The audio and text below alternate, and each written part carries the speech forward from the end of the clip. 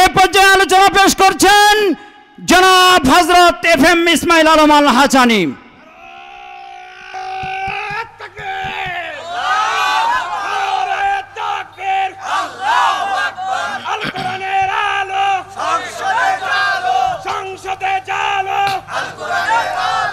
আসসালামু আলাইকুম ওয়া রাহমাতুল্লাহ। আসসালামু আলাইকুম ওয়া রাহমাতুল্লাহ। নাহমাদুহু ওয়া নাস্তাঈনুহু ওয়া নাস্তাগফিরুহু ওয়া নাউযু বিল্লাহি মিন শুরুরি আনফুসিনা ওয়া মিন সাইয়্যাতি আ'মালিনা। মান ইয়াহদিল্লাহু ফালা মুদিল্লা লাহু ومن يضلله فلا هادي له ونشهد أن لا إله إلا الله وحده لا شريك له ونشهد أن سيدنا وسندنا وحبيبنا ومولانا محمدا عبده ورسوله الذي أرسله بالحق بشيرا ونذيرا وداعيا إلى الله بإذنه وسراجا منيرا. فقد قال الله تعالى في كلامه المجيد: أعوذ بالله من الشيطان الرجيم. بسم الله الرحمن الرحيم. إن المسلمين والمسلمات والمؤمنين والمؤمنات والقانتين والقانتات والصادقين والصادقات والصابرين والصابرات والخاشعين والخاشعين والخاشعات والمتصدقين والمتصدقات والصائمين والصائمات والحافظين والحافظات والذاكرين الله كثيرا والذاكرات أعد الله لهم مغفرة وأجرا عظيما. إن الله وملائكته يصلون على النبي يا أيها الذين آمنوا صلوا عليه وسلموا تسليما. اللهم صل على محمد وعلى آل محمد كما صليت على إبراهيم وعلى آل إبراهيم إنك حميد مجيد. اللهم بارك على محمد وعلى آل محمد كما باركت على إبراهيم وعلى آل إبراهيم إنك حميد مجيد. রসুল আমার ভালোবাসা, রসুল আমার আলোবাসা, রসুল আমার প্রেম বিরহের মূল আলোচনা। রসুল আমার কাজে কর্মে অনুপ্রেরণা, রসুল আমার ভালোবাসা, রসুল আমার আলোবাসা, রসুল আমার প্রেম বিরহের মূল আলোচনা। রসুল আমার কাজে কর্মে অনুপ্রেরণা। যখন দারুণ দুঃখ নামে আমার জীবন জুড়ে, বিপদ আপদ মুসিবতে মরি পুড়ে পুড়ে, তখন তোমার শৈশব কৈশোর যোগাই সান্ত্বনা। রসুল আমার কাজে কর্মে অনুপ্রেরণা, রসুল আমার ভালোবাসা। আশাগত জীবন যখন দুর্বিষহ লাগে, ব্যর্থ এবং পরাজিত স্মৃতিগুলো জাগে, তখন তোমার বদর উহুদ যুগাই সান্ত্বনা। রসুল আমার কাজে কর্মে অনুপ্রেরণা, রসুল আমার ভালোবাসা, রসুল আমার আলো আশা, রসুল আমার প্রেম বিরহের মূল আলোচনা। রসুল আমার কাজে কর্মে অনুপ্রেরণা।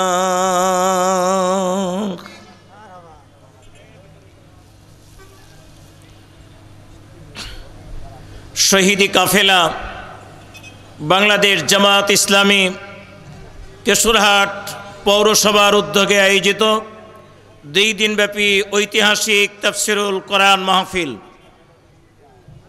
2 দিন তাফসিরুল কোরআন মাহফিলের আজকের দিনের সভাপতি জননন্দিত আলেমে দ্বীন, মোহনপুর উপজেলা কৃতি সন্তান, বাংলাদেশ জামাত ইসলামী মোহনপুর উপজেলা সংগ্রামী নায়েবে আমির, উপজেলা পরিষদের সাবেক ভাইস চেয়ারম্যান, সাকুয়া বক্সল কামিল মাদ্রাসার সম্মানিত ভাইস প্রিন্সিপাল এবং সামনের দিনে মোহনপুর উপজেলা পরিষদের জামাত ইসলামী কর্তৃক মনোনীত ভাইস চেয়ারম্যান পদপ্রার্থী জনাব আলহাজ হজরত মাওলানা আবুল কালাম আজাদ দামাত বরকাতুহুল আলিয়া, আগামীকাল যিনি সভাপতিত্ব করবেন তিনি হচ্ছেন একই প্রতিষ্ঠান সাকুয়া বক্সল কামিল মাদ্রাসার সম্মানিত সহকারী অধ্যাপক আরবি, বাংলাদেশ জামাত ইসলামী রাজশাহী জেলার সংগ্রামী নায়েবে আমির, বিশিষ্ট ইসলামী চিন্তাবিদ, শিক্ষাবিদ, ইসলামিক স্কলার জনাব আলহাজ হজরত মাওলানা আব্দুল খালেক। আল্লাহ রাব্বুল আলামিন উভয় সভাপতিকে উভয় দিনে যথার্থভাবে দিনের এই ঝান্ডাবাহী এই কাফেলার দায়িত্ব পালন করার তৌফিক দান করুক, বলুন আমিন। সহ সভাপতিবৃন্দ আল্লাহ সকলকে যেন কবুল করেন, সবাই বলে আমিন। আজকের এই মাহফিলের প্রধান অতিথি আগামীকাল সম্ভবত উনি আসবেন। এই পবা মোহনপুর সামনের দিনে জামাত ইসলামী কর্তৃক মনোনীত নমিনি হলগ্রাম ইউনিয়ন পরিষদের 5 বারের নির্বাচিত চেয়ারম্যান, চলমান যিনি চেয়ারম্যান রয়েছেন, সামনের দিনে এমপি প্রার্থী এই পবা মোহনপুরের প্রিয় ভাই অধ্যাপক জনাব আবুল কালাম আজাদ। আল্লাহ রাব্বুল আলামিন তার এই গোলামকে কোরআনের খেদমতে, ইসলামের খেদমতে কবুল ও মঞ্জুর করুক, বলুন আমিন। বিশেষ অতিথিবৃন্দ, আমি অনেকের নাম দেখছি, জনাব হারেস আলী আকন্দ, সাদ আক্কাস, হাফিজুর রহমান আকন্দ, শরীফুল ইসলাম, নজরুল ইসলাম, সাদিকুল আলম, আমিনুল ইসলাম, আব্দুল হালিম, আমজাদ হোসেন, মাজহারুল ইসলাম সহ আল্লাহ সকল এই কোরআনের সৈনিকদেরকে যেন কবুল করেন, বলে আমিন। আজকের মাহফিলের যিনি প্রধান আলোচক থাকবেন আমার খুব কাছের মানুষ, খুব একজন প্রিয় মানুষ, বাংলাদেশ মাজলিসুল মুফাসসিরিন কেন্দ্র কমিটির এবং জাতীয় কমিটির সম্মানিত একজন সদস্য, মহাপরিচালক কুমিল্লা সদর দারুল হুদা কমপ্লেক্স ও কেন্দ্রীয় সমাজ কল্যাণ সম্পাদক বাংলাদেশ মাজলিসুল মুফাসসিরিন জনাব হজরত মাওলানা মোল্লা নাজিম উদ্দিন। আল্লাহ পাক তাকে দ্বীনের খেদমত, ইসলামের খেদমতে কবুল ও মঞ্জুর করুক, বলুন আমিন। আগামী দিনে যিনি আলোচনায় আসবেন এই এলাকায় খুব কম এসেছেন, যাদের কানে আওয়াজ পৌঁছছে তারা এই দাওয়াতি কাজটি করবেন। এই বাংলাদেশের একজন বিশিষ্ট আলোড়ন সৃষ্টিকারী আলোচক, যিনি আমার কাছে এত উঁচু মাপের যা বাংলাদেশে খুব কমই রয়েছে।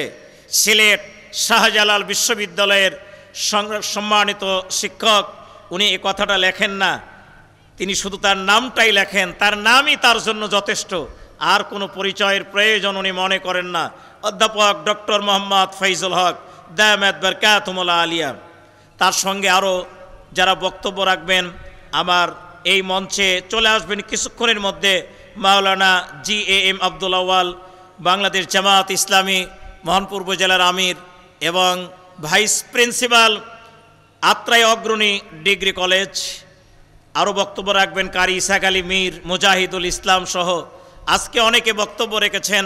আল্লাহ সকলকে যেন কোরআনের খেদমতে, ইসলামের খেদমতে কবুল ও মঞ্জুর করুক, বলো না আমিন। মঞ্চে বসা ওলামায়ে কেরাম, আইম্মায়ে মাসাজিদ বৃন্দ, সম্মানিত নেতৃবৃন্দ, সামনে যারা বসে আছেন প্রাণপ্রিয় পিতৃতুল্য মুরব্বিয়ানে কেরাম, সমবয়স্ক বন্ধুগণ, বয়ে কনিষ্ঠ কচিকাচারা, যাদের কানে আওয়াজ পৌঁছানো যাচ্ছে, পর্দার আড়ালের মা এবং বোনেরা, এই মাইকের আওয়াজ যতদূর যাচ্ছে, সংগ্রামী কেশরহাটবাসী সহ সকল মুসলিম জনতা, ভিন্ন ধর্মী ভাইদের প্রতি অভিনন্দন, মোবারকবাদ। সকল মুসলিম ভাই এবং বন্ধুদের প্রতি সালাম আবারও জানাই, আসসালামু আলাইকুম ওয়া রাহমাতুল্লাহ। আল্লাহর শুকরিয়া আদায় করছি যে আল্লাহ রাব্বুল আলামিন এই কেশরহাট উচ্চ বিদ্যালয় মাঠে বাংলাদেশ জামাত ইসলামীর কর্তৃক এই 2 দিনব্যাপী তাফসিরুল কোরআন মাহফিলের ব্যবস্থাপনা করে দিয়েছেন। আল্লাহ পাক কবুল করেছেন। আমরা কয়েকদিন থেকে যে আশা আর দুরাশায় আল্লাহর দরবারে বারবার ধর্ণা দিচ্ছিলাম, আমরা প্রার্থনা করছিলাম, রব্বুল আলামিন কোরআনুল কারীম তোমার এই কোরআনের মাহফিলকে তুমি কবুল করো।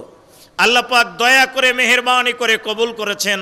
আগামীকাল পর্যন্ত কোরআনের জন্য এই মাহফিলের জন্য যেই পরিমাণ পরিবেশ প্রয়োজন, যেই ধরনের আবহাওয়া প্রয়োজন, আল্লাহ পাক সার্বিকভাবে তার কুদরত দিয়া, দয়া দিয়া যেন সাহায্য করেন এবং কবুল করেন, বলো না আমিন।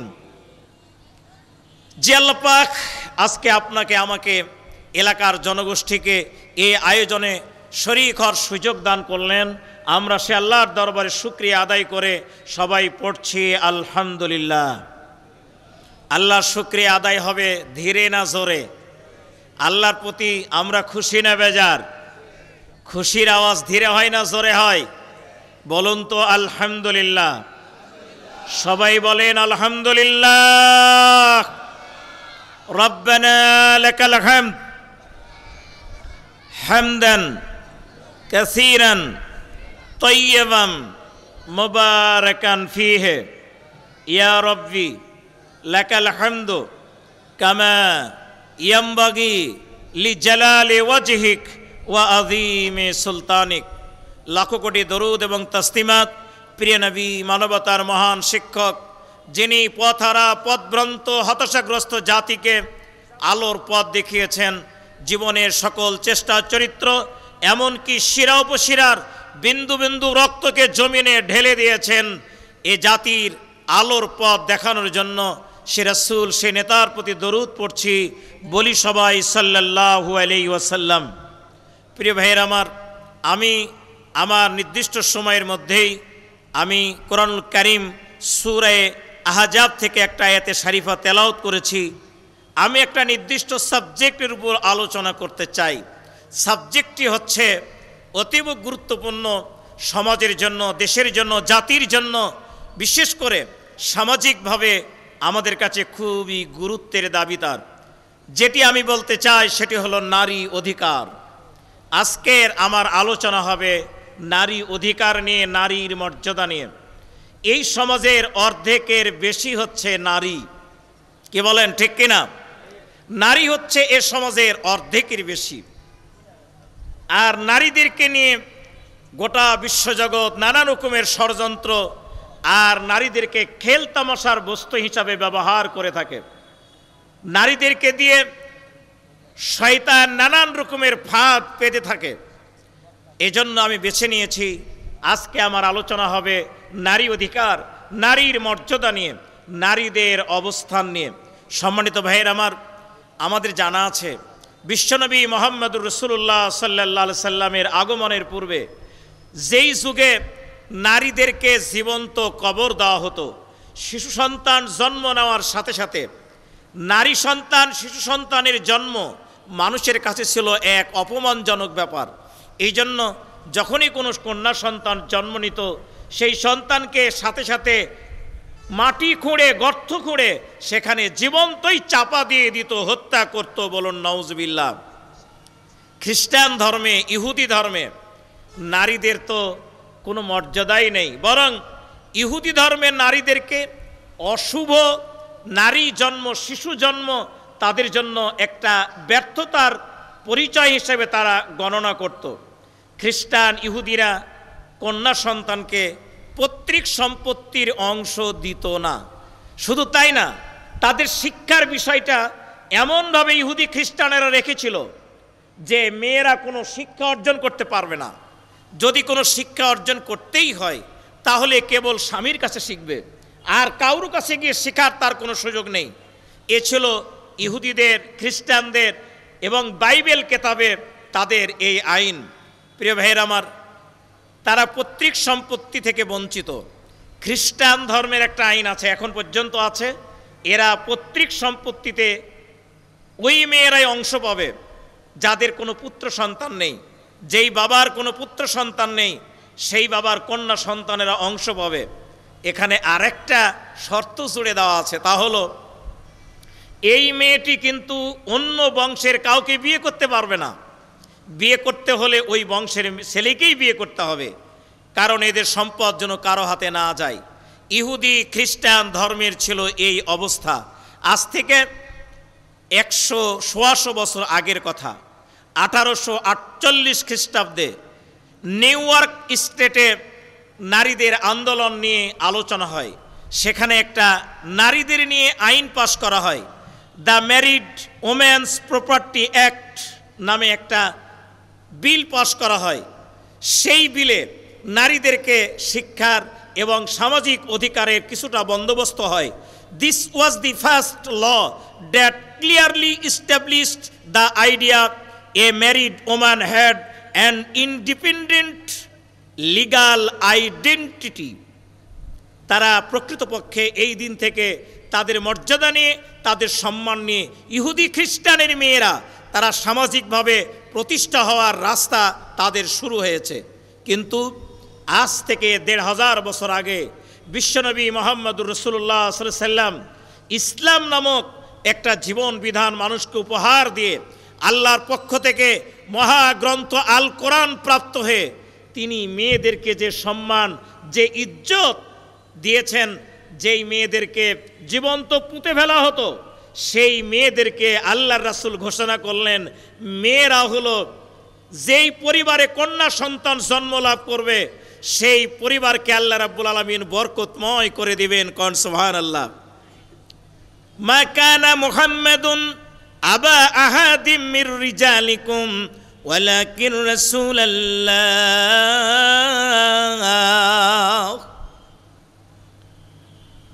আল্লাহ রাব্বুল আলামিন মেয়েদের একটা কথা বলতে গিয়ে একটু ইঙ্গিত করেছেন। আল্লাহর নবীকে এই পৃথিবীর জমিনে আল্লাহ পাক পাঠালেন মেয়েদের বাবা করে, ছেলেদের বাবা করে পাঠান নাই। কারণ বিশ্বনবীর কোনো সন্তান জীবিত ছিল না। যারা জন্ম নিয়েছে সঙ্গে সঙ্গে বা কিছুদিন পরেই মারা গেছে, কিন্তু যারা জীবিত ছিলেন সবগুলো কন্যা সন্তান। দুনিয়ার যত নবী, সকল নবীদের পুত্র সন্তানের চাইতে কন্যা সন্তানের সংখ্যায় অধিকাংশ ক্ষেত্রে বেশি। প্রিয় ভাইয়ের আমার, কন্যা সন্তান পরিবারের জন্য রহমত। আল্লাহ পাক এই মেয়েদেরকে যে সম্মান দিয়েছেন, ইজ্জত দিয়েছেন, আমি একটু একটু করে আপনাদের সামনে উপস্থাপন করতে চাই। প্রথমত বলবো, আল্লাহ পাক মেয়েদেরকে যে ধর্মীয় অধিকার দিয়েছেন, এই ধর্মীয় অধিকার ইসলাম ছাড়া পৃথিবীর আর কোনো ধর্মে দেয় নাই। হিন্দু ধর্ম বলেন, খ্রিস্টান ধর্ম বলেন, ইহুদি ধর্ম বলেন, আমাদের দেশে তো ইহুদি খ্রিস্টান নেই, আমরা দেখতে পাই হিন্দু ধর্ম। হিন্দু ধর্মের মেয়েরা তারা কি পৈতৃক সম্পত্তিতে অংশ পায়? আপনাদের জানা আছে? হিন্দুর মেয়েরা বাবা মারা গেলে বাবার পরিত্যক্ত সম্পত্তির কি অংশ পায় জানা আছে আপনাদের? যে পায় না। হিন্দু মেয়েরা তারা পৈতৃক সম্পত্তির কোনো মূল্য পায় না, বরং এই মেয়েগুলোকে যখন বিয়ে দেওয়ার সময় যা কিছু দিবে এটাই শেষ। বাবা মারা যাওয়ার পর 1000 বিঘা জমি যদি থাকে, শত শত কোটি টাকা যদি থাকে, এই সম্পত্তির মালিক হিন্দুর মেয়েরা হবে না। ধর্ম পালনের ক্ষেত্রে হিন্দু মেয়েদের কোনো ধর্ম পালনের তেমন কোনো গুরুত্ব নেই, বরং তাদের জীবনটা এমনই, যেটা এখন পরিবর্তন হয়েছে। আজ থেকে 100 বছর আগের কথা বলছি।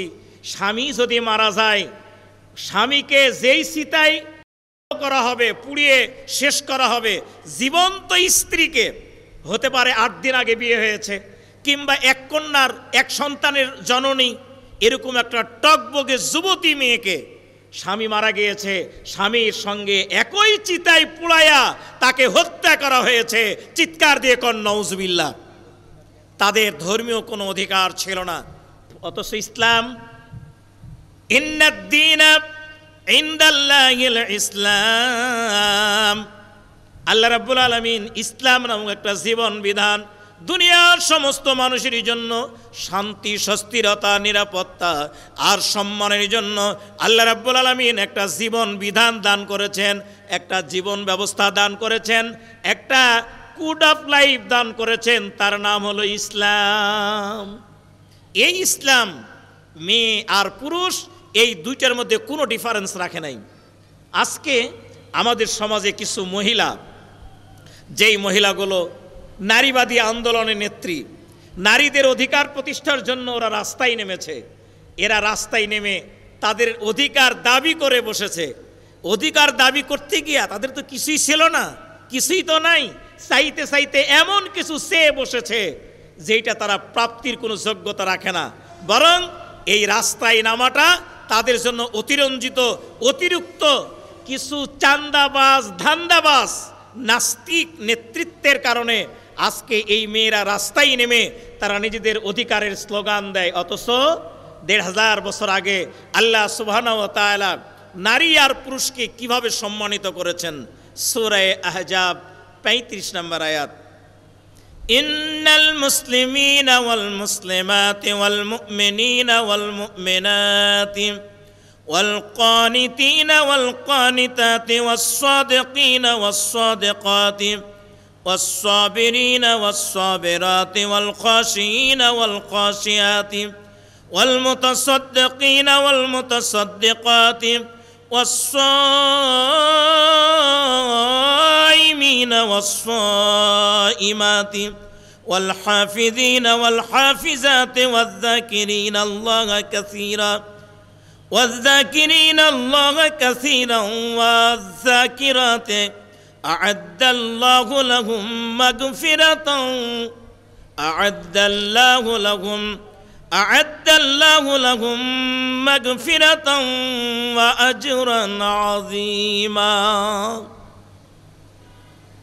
নিশ্চয় মুসলমান পুরুষ, মুসলমান নারী, ইমানদার পুরুষ, ইমানদার নারী, আনুগত্যশীল পুরুষ, আনুগত্যশীল নারী, সত্যবাদী পুরুষ, সত্যবাদী নারী, ধৈর্যশীল পুরুষ, ধৈর্যশীল নারী, আল্লাহভীরু পুরুষ, আল্লাহভীরু নারী, দানশীল পুরুষ আর দানশীল নারী, ধৈর্য সিয়াম পালনকারী পুরুষ, সিয়াম পালনকারী নারী, নিজকে হেফাজতকারী পুরুষ, নিজকে হেফাজতকারী নারী, আল্লাহকে অধিক পরিমাণ স্মরণ করে এমন পুরুষ, আল্লাহকে অধিক পরিমাণ স্মরণ করে এমন নারী। এই পৃথিবীর জমিনে নারী পুরুষ যেই হোক না কেন, যারা যে ভালো আমল করবে, আ'আদাল্লাহু লাহুম, আল্লাহ রাব্বুল আলামিন তাদের জন্য নির্ধারণ করে রেখেছেন মাগফিরা, ক্ষমার ব্যবস্থা করে রেখেছেন, ওয়া আজরান আযীমা, আর তাদের জন্য এক মহান পুরস্কারের ব্যবস্থা করে রেখেছেন।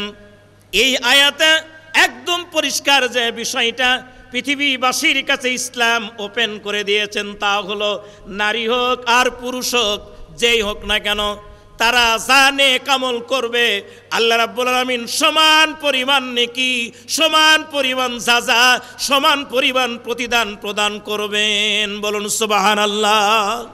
নারীকে বেশি পুরুষকে কম, পুরুষকে বেশি নারীকে কম, এমনটা আল্লাহ রাব্বুল আলামিন বলেন নাই। কোরআনুল কারীমের আয়াত দিয়া মেয়েদেরকে পরিষ্কার করে দিয়েছেন, ও মেয়েরা তোমাদের সম্মান কম না। পুরুষ নেকি করলে যেমন এরা সওয়াব পাবে, ভালো কাজ করলে যেমন সওয়াব পাবে, মেয়েরাও ভালো কাজ করলে তেমন সওয়াব পাবে। পুরুষ রোজা রাখলে যেই পরিমাণ সওয়াব পায়, নারীরা রোজা রাখলে ওই পরিমাণ সওয়াব পায়। পুরুষেরা আল্লাহকে ভয় করলে, পুরুষেরা নিজেদেরকে হেফাজত করলে, পুরুষেরা ইসলাম মানলে, দিন মানলে যেই পরিমাণ নেকি পাবে, উজরাত পাবে, মেয়েরাও দিন মানলে, ইসলাম মানলে বিন্দু পরিমাণও কম করা হবে না, বরং পুরুষের একই পরিমাণ নেকি আল্লাহ রাব্বুল আলামিন মেয়েদেরকে দান করবেন। কোন সুবহানাল্লাহ। আমার ভাইরা, ধর্মীয়ভাবে, ধার্মিকভাবে, ইসলামিকভাবে, ধর্মগতভাবে আল্লাহ রাব্বুল আলামিন নারী আর পুরুষের মধ্যে কোনো পার্থক্য রাখে নাই। খুবই ভালো করে মনে রাখতে হবে। শাস্তির বিধানের ব্যাপারেও একই রকমের কথা আল্লাহ বলেছেন, আল খাবিসাতু লিল খাবিসিনা ওয়াল খাবিসুনা লিল খাবিসাত ওয়াত তাইয়্যিবাতু লিত তাইয়্যিবিনা ওয়াত তাইয়্যিবুনা লিত তাইয়্যিবাত। আল্লাহু আকবার। প্রিয় ভাইরা আমার, এখানে কোনো নারী পুরুষকে আল্লাহ পার্থক্য করে নাই। খবিস মহিলা খবিস পুরুষের জন্য, খবিস পুরুষ খবিস মহিলার জন্য, পবিত্র নারী পবিত্র পুরুষের জন্য, আর পবিত্র পুরুষ পবিত্র নারীর জন্য। ভালো মন্দ দুইটাই সেম সেম করা হয়েছে। মেয়ে ভালো হবে পুরুষ খারাপ হবে এমনটা এক জায়গায় আল্লাহ কখনো করবেন না। কোনো মেয়ে খারাপ হবে আর পুরুষ ভালো হবে এমনটাও আল্লাহর বিধান নাই। ভালোর বিনিময়ে ভালো, খারাপের বিনিময়ে খারাপ, খবিসের বিনিময়ে খবিস, পবিত্রের বিনিময়ে পবিত্র। তার মানে ইসলাম নারী আর পুরুষের মধ্যে কোনোই ডিফারেন্স রাখে নাই। প্রিয় ভাইয়ের আমার, আল্লাহ রাব্বুল আলামিন ধর্ম পালনে সওয়াব লাভ আর গুনাহ শাস্তি লাভ উভয় ব্যাপারে আল্লাহ রাব্বুল আলামিন নারী আর পুরুষদেরকে সেম সেম করেছেন, সমান সমান করেছেন। কোনো ডিফারেন্স নাই। There is no difference between women's and gents. নারী আর পুরুষের মধ্যে কোনো পার্থক্য আল্লাহ রাখে নাই। প্রিয় ভাইয়ের আমার, কন্যা সন্তানকে আল্লাহ রাব্বুল আলামিন এই পৃথিবীর জমিনে সামাজিকভাবে কেমন সম্মানিত করেছেন, পারিবারিকভাবে কেমন সম্মানিত করেছেন, ভালো করে খেয়াল করবেন। মা বোন, আপনারা যারা যেখানে যে অবস্থায় বসে আছেন, আমার ভাইয়েরা যারা দোকানপাটে বসে আছেন, রাস্তায় চলাচল করছেন, যারা চায়ের স্টলে আড্ডা মারছেন, যারা পায়চারি করে ঘুরে বেড়াচ্ছেন, যারা যেখানে যে অবস্থায় আছেন সেখানে সে অবস্থা থেকেই এই তাফসীরকে, কোরআনের আলোচনাগুলোকে, ওলামায়ে কেরামদের বক্তব্যকে আপনারা বোঝার চেষ্টা করবেন। আর যদি সুযোগ থাকে তাহলে এই প্যান্ডেলে এসে বসে যাবেন। এই প্যান্ডেলটি ভালো করে মনে রাখতে হবে, হিয়া রাউজাতুম মিন রিয়াজিল জান্নাহ। বিশ্বনবীর ঘোষণা মোতাবেক এটি হচ্ছে আল্লাহর জান্নাতি বাগান সমূহের মধ্যকার একটি বাগান। কোরআন যেখানে আলোচনা হয়, আল্লাহ রসুল সাল্লাল্লাহু আলাইহি সাল্লাম বলেছেন, আমরা দেখি মোহনপুর উপজেলা এশার নামাজের পর থানা থেকে পুলিশের গাড়ি চারিদিকে বের হয়, কয়েকটা গাড়ি, পুলিশের সোর্স চারিদিকে টহল দেয়। কাজ কি? কোথায় কোন অপরাধী রয়েছে, কোথায় কোন দুষ্কৃতিকারী রয়েছে, তাদেরকে আইনের আওতায় নিয়ে আসা, ভালো মানুষগুলো চলাচলের ব্যবস্থা করা। আল্লাহ রাব্বুল আলামিনের এইরকম একদল ফেরেশতা আছে। এই ফেরেশতারা রাতের বেলা বের হয়। রাতের বেলা বের হয়ে ইয়াতুফুনা ফিত তুরুকি, এরা রাস্তায় রাস্তায় টহল দেয়। ইয়ালতামিসুনা আহলি যিকরি, এরা খুঁজতে থাকে কোন জায়গায় কোরআনের আলোচনা হয়। ফাইজা ওয়াজাদু কওমান ইয়াযকুরুনাল্লাহা আযজা ওয়া জাল্লা তানাদু হালুম্মু ইলা হাযাতিকুম। ফেরেশতারা যখনই কোনো জায়গায় দেখে কোরআনের আলোচনা চলছে, ওই জায়গায় দাঁড়ায় যায়। ওই জায়গায় দাঁড়ায় গিয়া চিৎকার দিয়ে পৃথিবীর বিভিন্ন প্রান্তের ফেরেশতাদেরকে ডাক দেয়, আহ্বান করে, ও ফেরেশতারা হালুম্মু, চলে আসো, তাড়াতাড়ি চলে আসো। তোমরা যা খুঁজছো তা ওই যে কিশোরাট উচ্চ বিদ্যালয় স্কুল মাঠে, খেলার মাঠে ওইটা হচ্ছে, ওই কোরআনের আলোচনা হচ্ছে। সব ফেরেশতারা চলে আসে। এই ফেরেশতারা একজন আর একজনের সঙ্গে পাখার সঙ্গে পাখা মিলাইয়া এই প্যান্ডেলটাকে দুনিয়ার আকাশ পর্যন্ত ফেরেশতারা তাদের পাখা দিয়ে ঢেকে নেয়। আমি কিন্তু হাদিস বলছি, এটা কোনো কিচ্ছাও বলছি না, কোনো কাহিনীও বলছি না। প্রিয় ভাইরা আমার, এখানে অনেক ওলামায়ে কেরাম চারিদিকে বসা আছে, একটি বাসে কথা বলার কোনো সুযোগ নেই।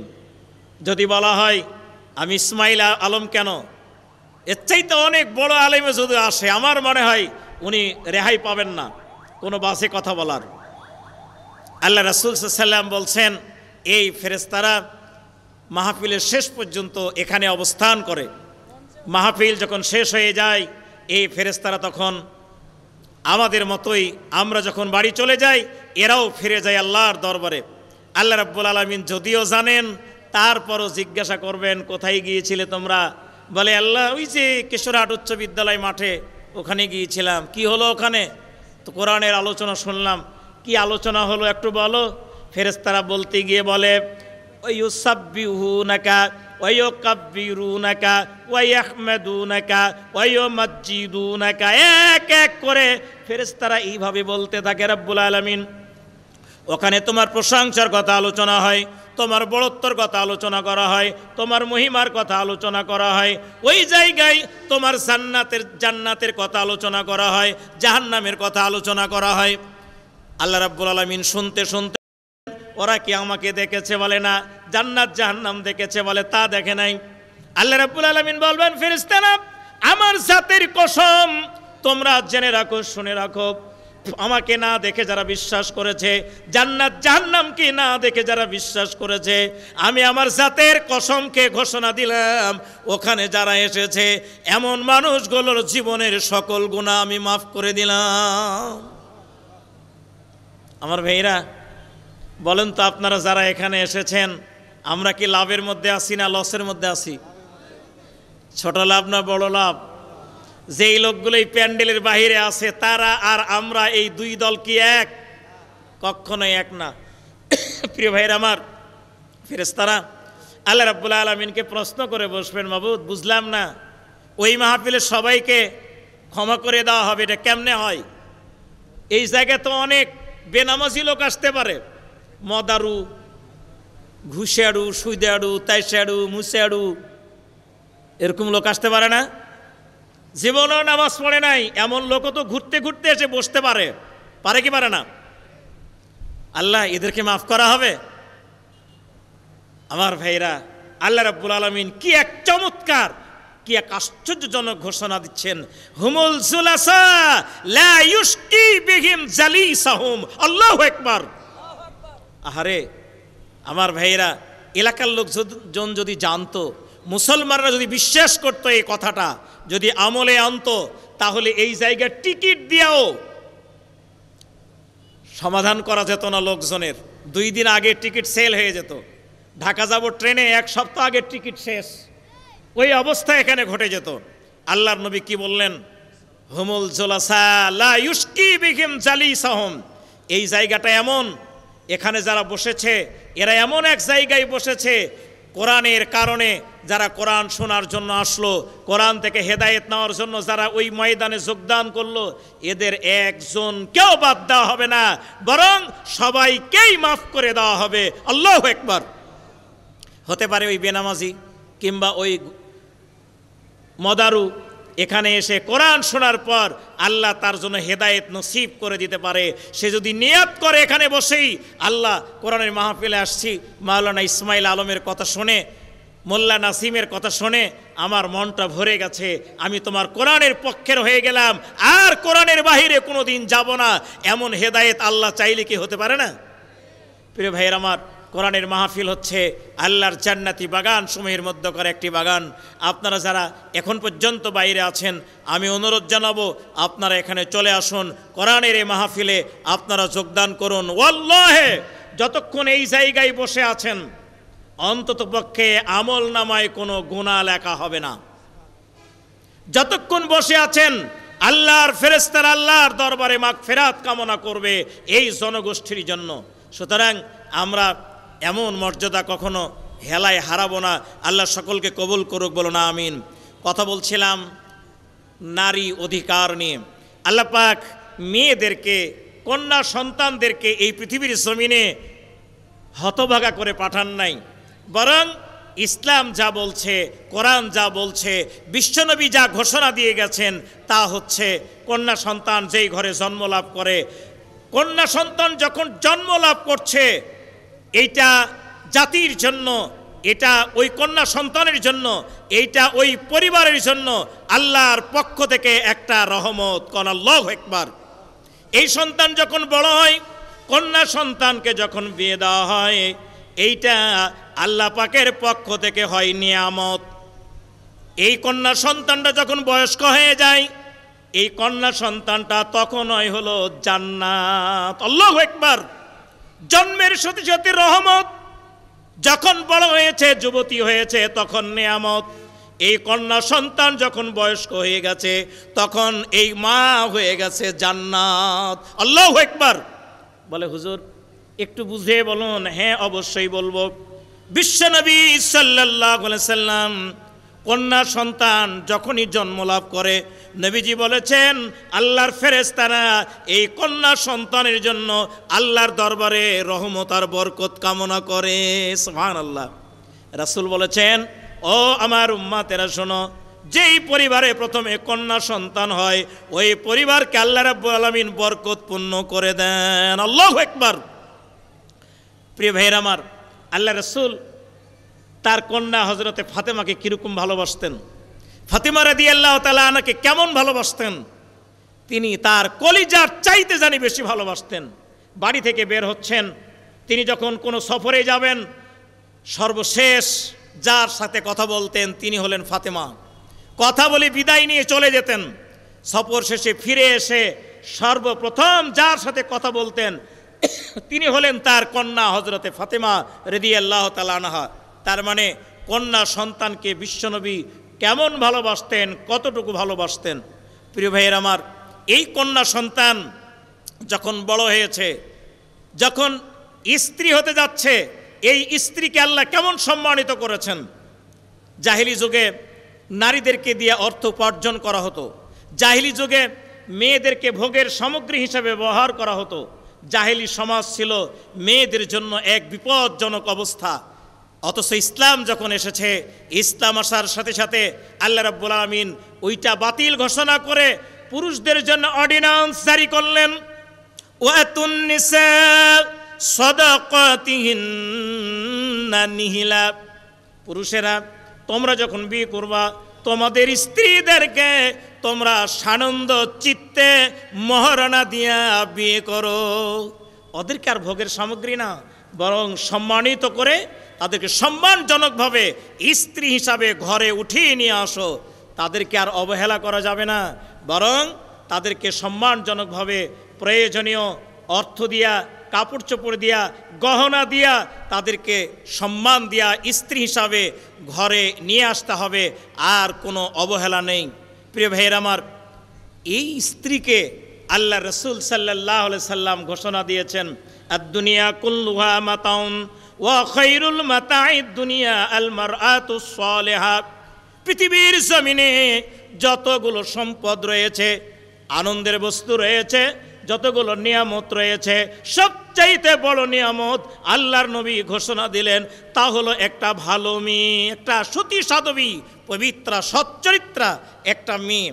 প্রিয় ভাইয়ের আমার, সম্মানিত বোনের আমার, আল্লাহ পাক আপনাদের মর্যাদা ঘোষণা করেছেন স্ত্রী হিসাবে। জাহিলি যুগে মেয়েদেরকে পৈতৃক সম্পত্তি দেওয়া হতো না, কোনো সম্পদের অধিকারী করা হতো না। অথচ ইসলাম মেয়েদের জন্য ঘোষণা দিলেন, লিররিজালি নাসিবুম মিম্মা তারাকাল ওয়ালিদানি ওয়াল আকরাবুন ওয়ালিন্নিসাই নাসিবুম মিম্মা তারাকাল ওয়ালিদানি ওয়াল আকরাবুন।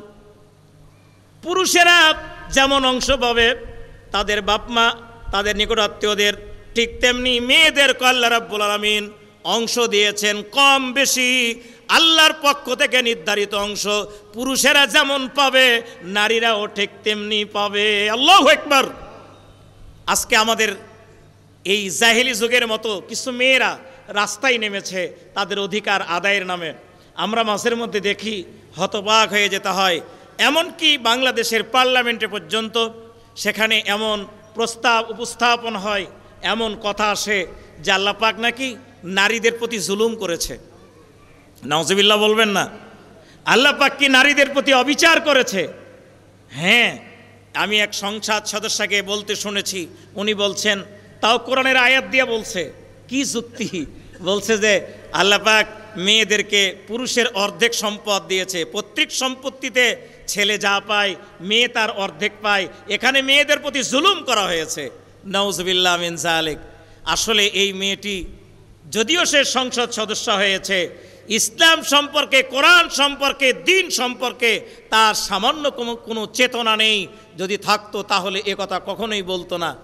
আল্লাহ পাকের পক্ষ থেকে যে নির্ধারণ, সম্পত্তি, মিরাস যে বন্টন আল্লাহ করে দিয়েছেন তা অত্যন্ত বিজ্ঞানসম্মত, অত্যন্ত যৌক্তিক। এই বন্টনে পুরুষদের চাইতে বরং মেয়েদেরকে আল্লাহ পাক বেশি জিতিয়ে দিয়েছেন। উদাহরণ ধরুন, কোনো এক লোক 15 লক্ষ টাকা রেখে মারা গেল, তার এক মেয়ে এক ছেলে। বন্টনের সময় মেয়ে পাবে 5 লক্ষ টাকা আর ছেলে পাবে 10 লক্ষ টাকা। বন্টন হয়ে গেছে, মেয়েকে দেওয়া হলো 5 লাখ, ছেলেকে দেওয়া হলো 10 লাখ। এখন এই মেয়েটাকে যখন বিয়ে দেওয়া হচ্ছে, বিয়ে দেওয়ার পর কিন্তু এই মেয়েটা দেখা যাবে সে মহারণা পেয়েছে 1 লাখ টাকা, তাহলে এর তবিল কত হলো? 6 লাখ হয়ে গেল। ছেলেটা যখন বিয়ে করতে গেছে, তার স্ত্রীকে 1 লক্ষ টাকা মহারণা দেওয়ার পর কত থাকে? 9 লাখ। বিয়ের বিভিন্ন খরচ মিটাতে গিয়ে দেখা গেল আরও 2 লাখ ফুরিয়ে গেছে, তাহলে কত থাকলো? 6 লাখ থাকলো। তহবিল এই ছেলেটার 6 লাখ, মেয়েটার কত হলো? মেয়েটারও 6 লাখ। কিন্তু মেয়ে যে 6 লক্ষ টাকা পেয়েছে, এর ভরণ পোষণ, এমনকি বাবার বাড়িতে আসবে বেড়াতে, তাও তার স্বামীর কাছ থেকে পাবে। যখন ভাইয়ের বাড়িতে আসবে, তার খাওয়ান দাওয়ান সব ব্যবস্থাপনা, মেয়ের কোনো খরচ নাই। এই মেয়েটা একটা জমি কিনেছে, 6 লাখ টাকা দিয়ে একটা জমি কিনেছে। 10 বছর পর এই 6 লাখ টাকার জমি হয়ে গেছে 30 লাখ টাকা। আর এই ছেলেটা 6 লাখ টাকা নিয়ে তার জীবন শুরু করলো, একটা ব্যবসা। এর উপর দায়িত্ব কত? বোনের দায়িত্ব আছে, তার পরিবারের দায়িত্ব আছে, তার আরও দায়িত্ব আছে। এই সব কিছু মিটাইতে গিয়া 10 বছর পর দেখা যাচ্ছে তার 6 লাখ টাকা যে কোথায় হারিয়ে গেছে, দেখা গেছে আরও 20 লাখ টাকা ঋণ হয়ে গেছে। আর এই মেয়েটা 10 বছর পর তার 5 লক্ষ টাকা 6 লক্ষ টাকা বেড়ে এখন সে 20 লাখ 30 লাখ টাকার মালিক। অর্থনৈতিকভাবে ইসলাম মেয়েদেরকে না পুরুষদেরকে, কাদেরকে বেশি অগ্রাধিকার দিয়েছে বলেন তো দেখি? নারীকেই এখানে সবচেয়ে বেশি অগ্রাধিকার দেওয়া হয়েছে, তাদেরকে সমৃদ্ধি দান করা হয়েছে। অথচ আমরা বাংলাদেশের মানুষ, শুধু বাংলাদেশ না, বিশ্বের বিভিন্ন দেশের মুসলমানেরা ইসলামকে নিয়ে, দ্বীনকে নিয়ে তাদের ভাবনাটা জানি অনেক উল্টো। প্রিয় ভাইয়ের আমার, আল্লাহ রাব্বুল আলামিন মেয়েদেরকে অর্থনৈতিক যে অধিকার দিয়েছে, এরপরে এই মেয়েরা তাদের অধিকারের নাম নিয়ে চাকরির বিভিন্ন কোটা নিয়ে, তারপরে আরও বিভিন্ন অধিকার নিয়ে রাস্তায় নামা, এইটা ধান্দাবাজি ছাড়া আর অন্য কিছু হতে পারে? রাজনৈতিক অধিকারও মেয়েরা লাভ করেছে। ইসলাম মেয়েদেরকে রাজনৈতিক অধিকার দান করেছে। বিশ্বনবী মুহাম্মদুর রাসূলুল্লাহ সাল্লাল্লাহু আলাইহি সাল্লাম এই পৃথিবীর জমিনে তিনি উজ্জ্বল দৃষ্টান্ত রেখে গেছেন। রাষ্ট্র পরিচালনায়, সমাজ পরিচালনায় তিনি স্ত্রীদের কাছে পরামর্শ নিতেন। আমরা দেখেছি হুদাইবিয়ার সন্ধি, যখন হুদাইবিয়ার সন্ধি হলো, আল্লাহ রাসূল সাল্লাল্লাহু আলাইহি সাল্লাম সন্ধি শেষে যখন ফেরত আসবেন, সাহাবায়ে কেরামদের মাঝে ঘোষণা দিয়েছেন, সকলে মাথা নেড়া করে কোরবানি করে তারা ওখান থেকে ব্যাক করবে, ফিরে আসবে। সাহাবায়ে কেরামদেরকে নির্দেশ দিয়ে রাসূল তাকিয়ে আছেন। সাহাবায়ে কেরাম কেউ তারা এহরাম ভঙ্গ করে না। নবীজি আয়েশার কাছে গিয়ে বললেন, আয়েশা, ব্যাপার যে অন্যরকম। কি হয়েছে? বলে, কোনো সাহাবী তো এহরাম ভঙ্গ করে না, আমরা তো ঘোষণা দিয়েছি, কিন্তু কেউ এই কাজ তো করে না, কি করা যায়? আয়েশা প্রত্যুত পুণ্যমতী এক মহিলা, আয়েশা এমন এক জ্ঞানী মহিলা, হুয়া আ'লামুন নাস, তিনি সমস্ত মানুষের মধ্যে ওই সময়ে জ্ঞানী মানুষ। আফসাহুন নাস, তিনি বিশুদ্ধভাষিনী একজন মহিলা, তিনি পণ্ডিত একজন মহিলা। রাসূলকে বললেন, ইয়া রাসূলুল্লাহ, চিন্তার কোনো কারণ নাই, আপনি প্রথমে ইহরাম ভঙ্গ করেন, যখন আপনি ইহরাম ভঙ্গ করবেন দেখবেন সবাই ইহরাম ভেঙে ফেলেছে। নবীজি তাই করলেন। ইহরাম ভাঙ্গার সঙ্গে সঙ্গে দেখা গেল সব সাহাবীরা ইহরাম ভঙ্গ করেছে। কোন আল্লাহু আকবার। আল্লাহ রাসূলের স্ত্রী আয়েশা সিদ্দিকা রাদিয়াল্লাহু তাআলা আনহা, তিনি সামাজিকভাবে জ্ঞান বিজ্ঞানের এক মহান আধার ছিলেন। রাসূলের অনেক সাহাবী এসে হযরত আয়েশার কাছে হাদিস শিক্ষা করতেন, তাফসীর শিক্ষা করতেন, জ্ঞান শিক্ষা করতেন। প্রিয় ভাইয়ের আমার, হযরত উমর রাদিয়াল্লাহু তাআলা আনহুর মতো মানুষ হযরত আয়েশার কাছে গিয়ে প্রশ্ন করতেন, আম্মাজান আয়েশা, আল্লাহর রাসূলের চরিত্র সম্পর্কে আপনি একটু বলুন। হযরত আয়েশা ওমরকে বলেছেন, ওমর, আপনি কি কোরআন পড়েন নাই? বলে, হ্যাঁ পড়েছি। তো তাহলে কেন আপনি এমন প্রশ্ন করে বসলেন? আল্লাহ রাসূল ছিলেন এই কোরআনের জীবন্ত এক প্রতিচ্ছবি। আল্লাহু আকবার। প্রিয় ভাইয়ের আমার, নারীদেরকে রাজনৈতিকভাবে অধিকার দেওয়া হয়েছে। এই পৃথিবীর জমিনে ইসলাম যখন এসেছে, নারীরা যখন ইসলামের ছায়াতলে আশ্রয় গ্রহণ করেছে, আল্লাহ রাব্বুল আলামিন নারীদেরকে এমন সম্মান দিয়েছেন, এমন মর্যাদা দিয়েছেন, যেই মর্যাদা এই পৃথিবীর জমিনে আর কাউকে দেওয়া হয় নাই। সামাজিক মর্যাদা, পারিবারিক মর্যাদা কত বেশি লক্ষ্য করুন। যেই মেয়েটি বড় হয়ে গেছে, বয়স্ক হয়ে গেছে, যখন অসহায় হয়ে পড়েছে, আল্লাহ রাব্বুল আলামিন তাকে এমন মর্যাদা সম্পন্ন করে দিলেন। ছোটবেলায় ছিল রহমত, বড় যখন হলো, যৌবন যখন পেল, তখন তাকে বলা হলো নেয়ামত। আর যখন বুড়ো হয়ে গেছে, বার্ধক্যে পৌঁছে গেছে, তখন তাকে বলা হলো জান্নাত। আল জান্নাতু তাহতা আকদামিল উম্মাহাত। আল্লাহু আকবার।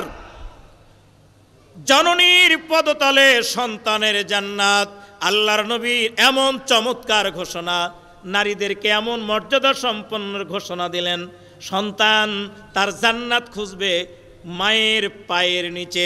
প্রিয় ভাইয়ের আমার, বিশ্বনবী সাল্লাল্লাহু আলাইহি সাল্লামকে একজন মানুষ এসে প্রশ্ন করেছে, এক যুবক প্রশ্ন করেছে, মানা হাক্কুন নাস বিহুসনিস সাহাবাতি ইয়া রাসূলুল্লাহ। ক্বালা উম্মুকা, ক্বালা সুম্মা মান, ক্বালা উম্মুকা, ক্বালা সুম্মা মান, ক্বালা উম্মুকা, ক্বালা সুম্মা মান, ক্বালা আবুকা। হে নবী, আপনি কি বলবেন আমার আত্মীয় স্বজন, বন্ধু বান্ধব যারা আছে, এদের মধ্যে সবচাইতে বেশি সম্মান করব কারে? নবীজি বললেন, তোমার মাকে সম্মান করবা। সুম্মা মান, হে নবী বলেন এরপর কাকে? নবীজি আবার বললেন, তোমার আম্মাকে। তৃতীয়বার প্রশ্ন করা হলো, হুজুর এরপর কাকে সম্মান করব? নবীজি বললেন, তোমার মাকে সম্মান করো। চতুর্থবার যখন জিজ্ঞেস করা হলো, নবী বলুন এরপর কাকে সম্মান করব? নবীজি বললেন, তোমার বাবাকে সম্মান করো। সম্মানিত মা বোন, আপনারা যারা যেখানে বসে আছেন, এই হাদিসটি আপনাদের জন্য এমন একটা মহা উপদেশ। বিশ্বনবী পুরুষের চাইতে মেয়েদের সম্মান মর্যাদাকে এখানে তিন গুণ বাড়িয়ে দিয়েছেন। আল্লাহু আকবার। মায়ের পায়ের তলে সন্তানের জান্নাতের ঘোষণা। নবীজি অগ্রাধিকারের ভিত্তিতে মাকে 3 গুণ সম্মান বাবার চাইতে বাড়িয়ে দিয়েছেন। এরপরে এই মেয়েরা আবার কেন নারী অধিকারের নামে রাস্তায় নেমেছে? নারী অধিকারের নামে যারা রাস্তায় নামে, নারী অধিকারের নামে যারা রাস্তায় স্লোগান দেয়, এরা নিরেট মূর্খ ধান্দাবাজ, আর জ্ঞানের দিক থেকে এরা হিজড়া ছাড়া আর কিচ্ছু নয়। এই মহিলাদেরকে হিজড়া ছাড়া আর কিছু বলা যেতে পারে না। হিজড়া ছাড়া কোনো মহিলা তাদের অধিকারের নামে রাস্তায় নামতে পারে না। সম্মানিত মা বোন, ইসলাম মেনে নেন। যেই মেয়ে ইসলাম মেনে নিয়েছে তার মর্যাদা বাড়িয়ে দিয়েছেন আল্লাহ পাক 1000 গুণ, লাখ গুণ। আপনার চেহারা দিয়া, রূপ দিয়া আপনি কোন অবস্থাতেই এই পৃথিবীতে আপনার স্বামীর কাছে আপনি সম্মানিত হতে পারবেন না, মানুষের কাছে আপনি সম্মানিত হতে পারবেন না। সম্মানিত হওয়ার জন্য একটাই রাস্তা, একটি পথ, সেটি হলো আসলিম তাসলিম। আপনি ইসলাম মেনে নেন, আপনি নিরাপদ হয়ে যাবেন। আমি মা বোনদেরকে নারী অধিকারের নামে যারা আজকে স্লোগান দেয়, যারা নিজেদের অধিকার নিয়ে ভাবে, এমন সমস্ত মা বোনদেরকে বলবো, আসুন আমরা কোরআনের ছায়াতলে, ইসলামের ছায়াতলে আশ্রয় গ্রহণ করি। ইসলাম আপনাদেরকে যে মর্যাদা দান করেছে, পৃথিবীতে আর কাউকে এই মর্যাদা দেওয়া হয় নাই। কোরআনুল কারীমে সূরা বনী ইসরাঈলের ভিতরে আল্লাহ রাব্বুল আলামিন নারী আর পুরুষ, বাবা আর মায়ের মর্যাদার কথা বলতে গিয়া বলেছেন, ওয়াকাদা রাব্বুকা আল্লা তা'বুদু ইল্লা ইয়াহু ওয়া বিল ওয়ালিদাইনি ইহসানা। তোমাদের জন্য আইন করা হয়েছে, তোমরা একমাত্র আল্লাহর ইবাদত করবে, আর আল্লাহর ইবাদতের পর তোমরা পিতামাতার সঙ্গে ইহসান করবে। এখানে বাবা মায়ের কথা বলা হয়েছে, আল্লাহর পরেই বাবা মার স্থান, আর বাবা মার মধ্যে মায়ের স্থানকে বাবার উপর অগ্রাধিকার দিয়ে বিশ্বনবী আইন জারি করে দিয়েছেন। প্রিয় ভাইয়ের আমার, আমি আপনাদেরকে এই সময় একটা হাদিস শোনাতে চাই। আল্লাহ রাসূল, বুখারীর হাদিস, মুসলিম শরীফে হাদিসটি রয়েছে, আলাদা সনদে এই হাদিসটি উল্লেখ করা হয়েছে। বিশ্বনবী মুহাম্মদুর রাসূলুল্লাহ সাল্লাল্লাহু আলাইহি সাল্লাম বলছেন, বনি ইসরাইলদের এক দরবেশ, যেই দরবেশ তার বাড়িঘর, তার জমি জমা, তার ক্ষেত সংসার, তার সমাজ সবগুলো ছেড়ে দিয়ে সে একটা খানকা বানাইয়া সেই খানকায় বসে বা সেই মসজিদে বসে দিন রাত আল্লাহর ইবাদতে মশগুল। হাদিসটি শুরু হয়েছে এমন কথা বলে, লা ইয়াতাকাল্লামু ফিল মাহদি ইল্লা সালাসা। এই পৃথিবীর জমিনে 3 জন শিশু জন্মের পরই কথা বলেছিল। এই 3 জন শিশুর মধ্যে প্রথম নম্বর হলো ঈসা ইবনে মারিয়াম, আর 2 নম্বর যে দরবেশের কথা বলছি, এই দরবেশের সাথে সংশ্লিষ্ট এক যুবক, এক শিশু। এই দরবেশের নাম হলো জোরাইস। এই জোরাইস খানকায় বসে দিন রাত আল্লাহর ইবাদতে মশগুল থাকে। কোনো একদিনের ঘটনা, তার মা গিয়া তাকে একদিন বলছে, বেটা জোরাইস, যেই সময় নামাজে রত, মনে মনে ভাবছে, রব্বুল আলামিন আমার মা আনতা ওয়া, আমার মা একদিকে আর সামনে তুমি, রব্বুল আলামিন এমন সময় আমি কি করব? মনে মনে ভেবে ভেবে তিনি ফা আকবালা সালাতাহু, নামাজের ভিতরে রয়ে গেলেন। মা পিছন দিক থেকে ডাকছে, 1 বার 2 বার 3 বার 5 বার, বারবার ডেকে ডেকে যখন সন্তান কথা বলল না, ফিরে গেল। পরে এসেছে, পরের দিন আবার আসার পর আবার ডাকতেছে, বেটা জোরাইস মনে মনে ভাবছে, রব্বুল আলামিন পিছন দিকে আমার মা ডাকে আর সামনের দিকে তুমি রয়েছ, আমি এবার কার ডাকে সাড়া দিব? ভেবে নিলেন আমার রবের ডাকে সাড়া দেওয়ার দরকার। ফা আকবালা সালাতাহু, তিনি এবার নামাজে রয়ে গেলেন। মা ডেকে ডেকে যখন কথা শুনল না, ছেলে যখন উত্তর দিল না, চলে গেল। আবার 3য় দিন আবার এসেছে। 3য় দিন এসে ডাকছে, জোরাইস, ইয়া জোরাইস, বেটা জোরাইস। জোরাইস আগের দিনের মতো রয়ে গেল, মায়ের ডাকে সাড়া দিল না। মা এবার মনে মনে বলছে, রব্বুল আলামিন 3 দিন পর্যন্ত আমি এসেছি, আমার সন্তানকে আমি ডেকেছি, ও আমার ডাকে সাড়া দেয় নাই। আজকে তোমার কাছে আমার আবদার, তোমার কাছে আমার প্রার্থনা। মেয়েরা তাদের নিজের অভ্যাস অনুযায়ী কথা অনেক সময় বলে ফেলে, এমন কিছু কথা বলে ও বুঝে না কি কথা বলছে। জোরাইসের মা ওই দরবেশ জোরাইদের দিকে তাকায় বলছে, ছেলে আমার ডাকে সাড়া দেয় নাই, আমার কথা শুনে নাই। আল্লাহ লা তাকে তুমি কখনো মৃত্যু দিও না যতক্ষণ পর্যন্ত একটা জেনাকারিনী মহিলার মুখ না দেখে। নাউজুবিল্লাহ মিন যালিক। সম্মানিত মা বোন, আমি বলতে গিয়ে অনেক সময় বলি, এটা মেয়েদের, অনেক মেয়েদের এটা একটা খাস চরিত্র। কথা বলতে গিয়া এমন কিছু কথা বলে যে কথাগুলো বুঝে না যে কি বলল। জোরাইসের মা একই কথা বলে ফেললেন, আমার সন্তানের জন্য মৃত্যু না হয় যতক্ষণ পর্যন্ত জেনাকারিনীর মহিলার মুখ না দেখবে। মা চলে গেছে। প্রিয় ভাইয়েরা আমার, ভালো করে কথাটা মনে রাখতে হবে, হাদিসটি ভালো করে আত্মস্থ করতে হবে। মা বুঝে বলুক আর না বুঝে বলুক, বাবা মা বুঝে বলুক আর না বুঝে বলুক, সন্তানের জন্য যা বলবে আল্লাহ রাব্বুল আলামিন তা কবুল করবেন। তার প্রমাণ হচ্ছে এই হাদিস। হযরত জুরাইজ রাদিয়াল্লাহু তাআলা তার মা চলে গেল। পরের দিন কয়েকদিন পরে নবীজি বলছেন, একটা ওই দেশের এক নর্তকী, কে বা কারা তাকে উদ্বুদ্ধ করেছে, কিংবা নিজের থেকে সে উদ্বুদ্ধ হয়েছে, এক নর্তকী জেনাকারিনী এক মহিলা। এই মহিলাটা জোরাইজের খানকায় এসে হাজির। পিছন দিক থেকে ডাকছে, জোরাইজ, জোরাইজ, ও ভাই জোরাইজ। 3 দিন ধরে মা ডেকেছে, যেই জোরাইজ মায়ের ডাকে সাড়া দেয় নাই। এই জোরাইজ অন্য একটা অপরিচিত মহিলার কণ্ঠে কি সে সাড়া দিতে পারে? কথা বলছেন না যে পারে? ভাব দেখে মনে হচ্ছে পারে। আমার ভাইয়েরা, না না, জোরাইজ তার মায়ের ডাকে সাড়া দেয় নাই। আল্লাহর ইবাদত করতে গিয়া অন্য একটা মহিলা ডাক দিবেও তো সাড়া দেওয়ার প্রশ্নই নাই। মেয়েটা 1 বার 2 বার 5 বার অনেকবার ডেকেছে। জোরাইজ যখন সাড়া দিল না, ও ব্যর্থ হয়ে ফিরে যাচ্ছে। যাবার সময় বলছে, তোরে তো আমি এর প্রতিশোধ নেব, তোকে আমি একদিন মজা দেখাবো। এই বলে মেয়েটা চলে গেল। কোনো মেয়েদের ষড়যন্ত্র যদি কোনো ছেলের প্রতি কল্পনা করে, তাহলে এই ষড়যন্ত্রের জাল থেকে বাঁচা কিন্তু খুবই কঠিন। মেয়েদের ষড়যন্ত্র খুব ভয়ানক। আশুমু ফিল মারাতি ওয়াদ-দারি ওয়াল ফরাস, হাদিসে এসেছে, বিশ্বনবী বলেছেন 3টি জিনিসে বিপদ আছে, অকল্যাণ 3টি জিনিসে। 1 নম্বর বাড়ি, 2 নম্বর গাড়ি, 3 নম্বর নারী। গাড়ি, বাড়ি, নারী, 3টি জিনিসে অকল্যাণ, অমঙ্গল, মহাবিপদ। তার মধ্যে এই নারী একটা।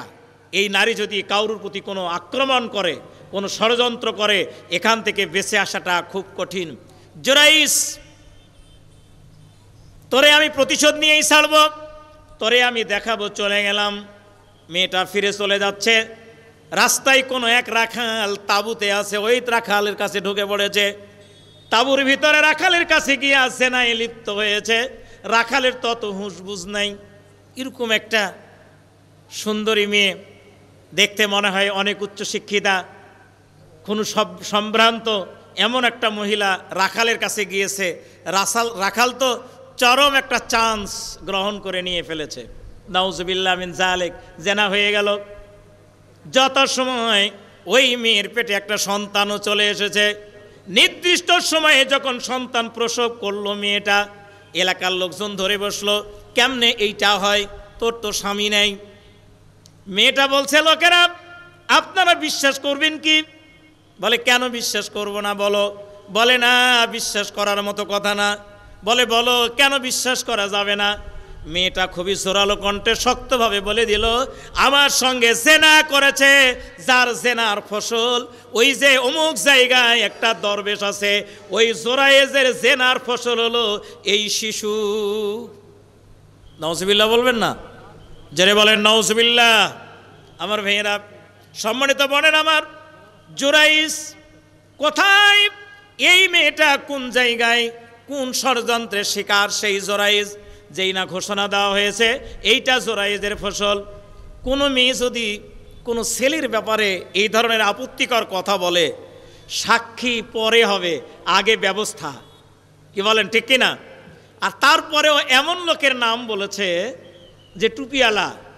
টুপিওয়ালারা যদি কোনো সামান্য একটা ভুলেও কোনো একটা কথা বলে ফেলে, ওইটার অনেক ব্যাখ্যা হতেই থাকে, যে ব্যাখ্যার কোনো শেষ হয় না। প্রিয় ভাইয়ের আমার, টুপিওয়ালাদের অনেক কর্ম ব্যাখ্যা করতে হয়। এরা ভালো কাজ করলো, খারাপ লোকেরা তারা নানান রকমের ব্যাখ্যা করে থাকে। ইদানিং একটা কথা কয়েকদিন ধরে অনেক প্রশ্নের মুখোমুখি হতে হচ্ছে আমাদের। হুজুরেরা পূজা মণ্ডপে গেছে, তারা পূজা করেছে, নাউজুবিল্লাহ মিন যালিক। হিন্দুদেরকে বিভিন্নভাবে সহযোগিতা দিয়েছে। এটা কেমন হুজুর? আমার ভাইরা, খুব সহজ ভাষায় যদি আমরা একটু খেয়াল করি বুঝবো। পূজা মণ্ডপে কেউ যায় লালু বুড়ু খাওয়ার জন্য, পূজা মণ্ডপে কেউ যায় মহিলা দেখার জন্য, পূজা মণ্ডপে কেউ যায় ওদের ওই প্রতিমাগুলো দেখার জন্য, হিন্দুরা যায় তাদের প্রতিমার পূজা করার জন্য। বাংলাদেশে কিছু লোক আছে, তারা ওখানে গিয়া বোমা বাস্ট করে, মানুষ হত্যা করে, এর দায়িত্ব ইসলামপন্থীদের ঘাড়ে চাপাতে চায়। আমরা ইতিপূর্বে দেখেছি পূজা মণ্ডপে বোমা বাস্ট হয়েছে, তার টোটাল দায় নিয়ে এসে ইসলামপন্থীদের ঘাড়ে চাপানোর চেষ্টা করা হয়েছে, কিন্তু দেখা গেছে ধরা পড়েছে যারা, ওরা মুসলমান না, ওরা হিন্দু। তো এই যেন অপকর্ম করতে না পারে, এই জন্য বাংলাদেশ জামাত ইসলামীর লোকেরা তারা তাদের পূজা মণ্ডপে গিয়েছে, তাদের লোকজনকে সহযোগিতা দিয়েছে, কোন অবস্থায় যেন কোনো অপকর্মকারীরা, কোনো দুষ্কৃতিকারীরা ওই হিন্দুদের পূজার কোনো ক্ষতি করতে না পারে। আর ক্ষতি করতে গিয়ে এর বড় ধরনের দায়িত্ব যেন ইসলাম মুসলমানদের উপর চাপাইতে না পারে, তারা সেখানে শৃঙ্খলা রক্ষার জন্য দায়িত্ব পালন করেছে। এই দায়িত্বটা যদি দেশে রাষ্ট্র ব্যবস্থা সঠিক থাকতো তাহলে এই দায়িত্ব ছিল রাষ্ট্রের। যদি কোনো দিন আল্লাহ ইসলাম কায়েম করে, ইসলামী সমাজ ব্যবস্থা প্রতিষ্ঠিত হয়, এদেশের হিন্দুরা মুসলমানদের মতোই নিরাপদ থাকবে। মুসলমান যেমন তারা ধর্ম পালন, তাদের চাকরি ব্যবসা সকল অধিকার যেমন পালন করবে, হিন্দু খ্রিস্টান বৌদ্ধ সহ সকল ধর্মের লোকেরা ইসলামের কাছে নিরাপদ। কারণ এই কোরআন, এই বিশ্বজগতের স্রষ্টা আল্লাহ খালি মুসলমানদের জন্য না, সকল ধর্মের জন্য, সকল মানুষকে আল্লাহ রাব্বুল আলামিন তিনি নিয়ামত দিয়ে থাকেন। সুতরাং যখন ইসলাম কায়েম হবে তখন হিন্দুদের সকল নিরাপত্তা দেওয়ার দায়িত্ব ইসলামী রাষ্ট্র হয়ে যাবে। আল্লাহ রাসূল বলেছেন, কোনো মুসলিম রাষ্ট্রে কোনো অমুসলমানকে কেউ যদি আক্রমণ করে, কোনো অমুসলমানকে কেউ যদি ক্ষতি করে, আমি রাসূল কিয়ামতের ময়দানে ওই অমুসলমানের পক্ষ হয়ে আল্লাহর দরবারে এই মুসলমানের বিরুদ্ধে কেস দায়ের করব। আল্লাহু আকবার। সুতরাং এই বিষয় নিয়ে এত ব্যাখ্যা করার দরকার নাই। তোমার কেন এত মাথা ব্যথা? ওলামায়ে কেরাম সেখানে গিয়েছেন, মাওলানা আবুল কালাম আজাদের মতো মানুষ, মাওলানা জিএম আব্দুল আউয়ালের মতো মানুষ, এরকম হাজারো ওলামায়ে কেরাম এই বাংলাদেশের জমিনে যারা কোরআনের জন্য, ইসলামের জন্য জীবন দেয়, এই মানুষগুলো পূজা মণ্ডপে গেছে পূজা করার জন্য? এই কথা বলেন না কেন? তারা গিয়েছে ইসলামকে সুরক্ষা করার জন্য। আর ওই সমস্ত লোক যারা পূজা করছে ওদের জন্য কেউ কোনো ডিস্টার্ব করতে না পারে, তাদেরকে আইনি সুরক্ষা দেওয়ার জন্য গিয়েছে। সুতরাং এত ব্যাখ্যার প্রয়োজন নেই। আমি কি বলছিলাম, টুপিওয়ালাদের নিয়ে নানান ব্যাখ্যা করে, তবে মুসলমানেরা যা করে তার চেয়ে বেশি করে শয়তান। কথা বলেন না কেন? শয়তান দুই প্রকার। শয়তান কয় প্রকার? কয় প্রকার? আমরা কোরআনের আয়াত দিয়ে যদি বলি তাহলে খুব ভালো বোঝা যাবে। পড়েন, কুল আউযু বিরাব্বিন নাস মালিকিন নাস, পড়েন না, ইলাহিন নাস মিন শাররিল ওয়াসওয়াসিল খান্নাস আল্লাযী ইউওয়াসওয়িসু ফি সুদুরিন নাস মিনাল জিন্নাতি ওয়ান নাস। কোরআনুল কারিমে সূরা নাসে আল্লাহ রাব্বুল আলামিন শয়তানের দুইটা প্রকার উল্লেখ করেছেন, একটা জিন শয়তান আর একটা হলো শয়তান। টুপিওয়ালা, দাড়িওয়ালা, ইসলামওয়ালা, আলেম ওলামাদের নিয়ে সবচেয়ে বেশি যারা সমালোচনা করে তারা মানবরূপী শয়তান। এই কথা বলেন ঠিক কিনা? এত ব্যাখ্যার প্রয়োজন নেই আপনার। আপনি একটু খেয়াল করেন ওলামায়ে কেরাম কি কথা বলছে, কোন কথা বলছে, তারা কি উদ্দেশ্যে কাজ করছে। আল্লাহর এই জমিনে আল্লাহর দ্বীন কায়েমের যে কথা বলছে, আপনি এটা নিয়ে ভাবেন না কেন? আপনি ভাবেন না, আপনাকে ভাবতে হবে। প্রিয় ভাইয়ের আমার, জুরাইস ওই মসজিদে বসে, ওই খানকায় বসে ইবাদতে মশগুল, নামাজে কখনো, জিকিরে কখনো, সেজদায় কখনো। আর যখন ঘোষণা দিয়েছে ওই মেয়েটা জোরাইস, এই জোরাইস আমার সঙ্গে জেনা করেছে, তার ফসল এইটা। প্রিয় ভাইয়ের আমার, সঙ্গে সঙ্গে লোকেরা দৌড়, কোনো প্রশ্ন নাই, জিজ্ঞাসা নাই। ঘরের ভিতর থেকে, ওই মসজিদের ভিতর থেকে জোরাইসকে একদল টেনে বের করে মারা শুরু করলো, আর একদল ওই মসজিদটা ভেঙ্গে একদম গোড়া করে ফেললো। জোরাইসকে মারছে বেদম। জোরাইস বলে, লোকেরা তোমরা আমাকে মারো কেন? কি হয়েছে? কি জন্য তোমরা আমার প্রতি এমন আচরণ করছো? লোকেরা বলে, বুঝো নাই, বলে কি বুঝবো, বুঝাইয়া দাও। বলে কি বুঝাবো? ওই যে ওই নষ্টা মহিলা, ওই খারাপ মহিলার সঙ্গে তুমি জেনা করেছ। নাউজুবিল্লাহ। জোরাইস বলছে আল্লাহর কসম, আমার দেশের লোকেরা, আল্লাহর কসম করে বলছি, আমি ওই মেয়ের সঙ্গে জেনা করা তো দূরের কথা, ওকে আমি আমার চোখ দিয়ে জীবনে কোনোদিন দেখি নাই। আসলেই তো দেখে নাই, ওই মেয়ের দিকে তাকাই নাই, দেখবে কেমনে? অথচ মেয়েটা বলল যে সে জেনা করেছে, তার জেনার ফসল এইটা। লোকেরা কেমনে বিশ্বাস করবে যে জোরাইস জেনা করে নাই? জোরাইসকে বলা হচ্ছে, জোরাইস তুমি জেনা করো নাই, তার প্রমাণ কি? তুমি জেনা করেছো, এটাই প্রমাণ। ওই সন্তান তোমার ফসল। জোরাইস বলছে, হ্যাঁ, আল্লাহ যদি চায় ওই সন্তান দিয়ে প্রমাণ হবে। তুমি সন্তানটা নিয়ে আসো, ওই সন্তানকে জিজ্ঞেস করো, ওই সন্তান বলবে কে তাকে জন্ম দিয়েছে, তার পিতাকে। লোকেরা বলে এটা কি করে সম্ভব? ওই শিশু কথা বলবে? জোরাইস বলছে, যাও নিয়ে আসো। শিশুটারে আনা হলো। জোরাইস শিশুটাকে কোলে নিয়া শাহাদাত আঙ্গুল ওই শিশুর নাভিতে এইভাবে গুতা দিয়া বলে, বলো তোমার জন্মদাতা পিতাকে। আল্লাহ তাআলা তোমার রব যিনি, ওই রবের কসম, ওই রবের অনুমতিতে তুমি বলবা তোমার জন্মদাতা পিতাকে। যেই শিশুটি জীবনে কোনোদিন কথা বলে নাই, বলার তো বয়সই হয় নাই, এই মাত্র কয়েক ঘন্টা আগে জন্ম লাভ করেছে, এমন শিশুটিকে যখন প্রশ্ন করা হলো, তুমি তোমার রবের হুকুম মতো বলে দাও তোমার জন্মদাতা পিতাকে। ওই শিশুটা এবার একটা অ্যাডাল্ট মানুষের কণ্ঠে, একটা যুবকের কণ্ঠে, পূর্ণ বয়স্ক মানুষের কণ্ঠে হাজারো জনতার সামনে বলে উঠল, ওগো লোকেরা, তোমরা জোরাইসের প্রতি যে অবিচার করেছো, অন্যায় করেছো, তাকে মেরেছো, আল্লাহর কসম জোরাইস আমার জন্মদাতা পিতা না, আমি জোরাইসের ফসল না, আমি হলাম ওই যে ময়দানে একটা রাখাল আছে, ওই রাখালের জেনার ফসল আমি। জোরে কোন আল্লাহু আকবার। লোকেরা কান্নাকাটি শুরু করলো। জোরাইসের পায়ে পড়ে কাঁদে, বলে, জোরাইস আল্লাহর কসম লাগে, জোরাইস আমরা ভুল করেছি, বুঝি নাই, তোমার এই ঘরটা, খানকাটা মসজিদটা আমরা সোনা দিয়া বানাইয়া দিব, আমাদেরকে মাফ করে দাও। জোরাইস বললেন, লোকেরা, আমার এই ঘর সোনা দিয়া বানানোর দরকার নাই, আমার এই ঘর যেরকম ছিল ওই রকম বানাইয়া দাও, কারণ আমি একটা ভুল করেছি, এই ভুলের কারণে আমার জন্য এইটা। সম্মানিত মা বোন, কান লাগাবেন, প্রিয় বোনেরা যারা যেখানে আছেন ভালো করে মনোযোগ দিয়ে শুনবেন।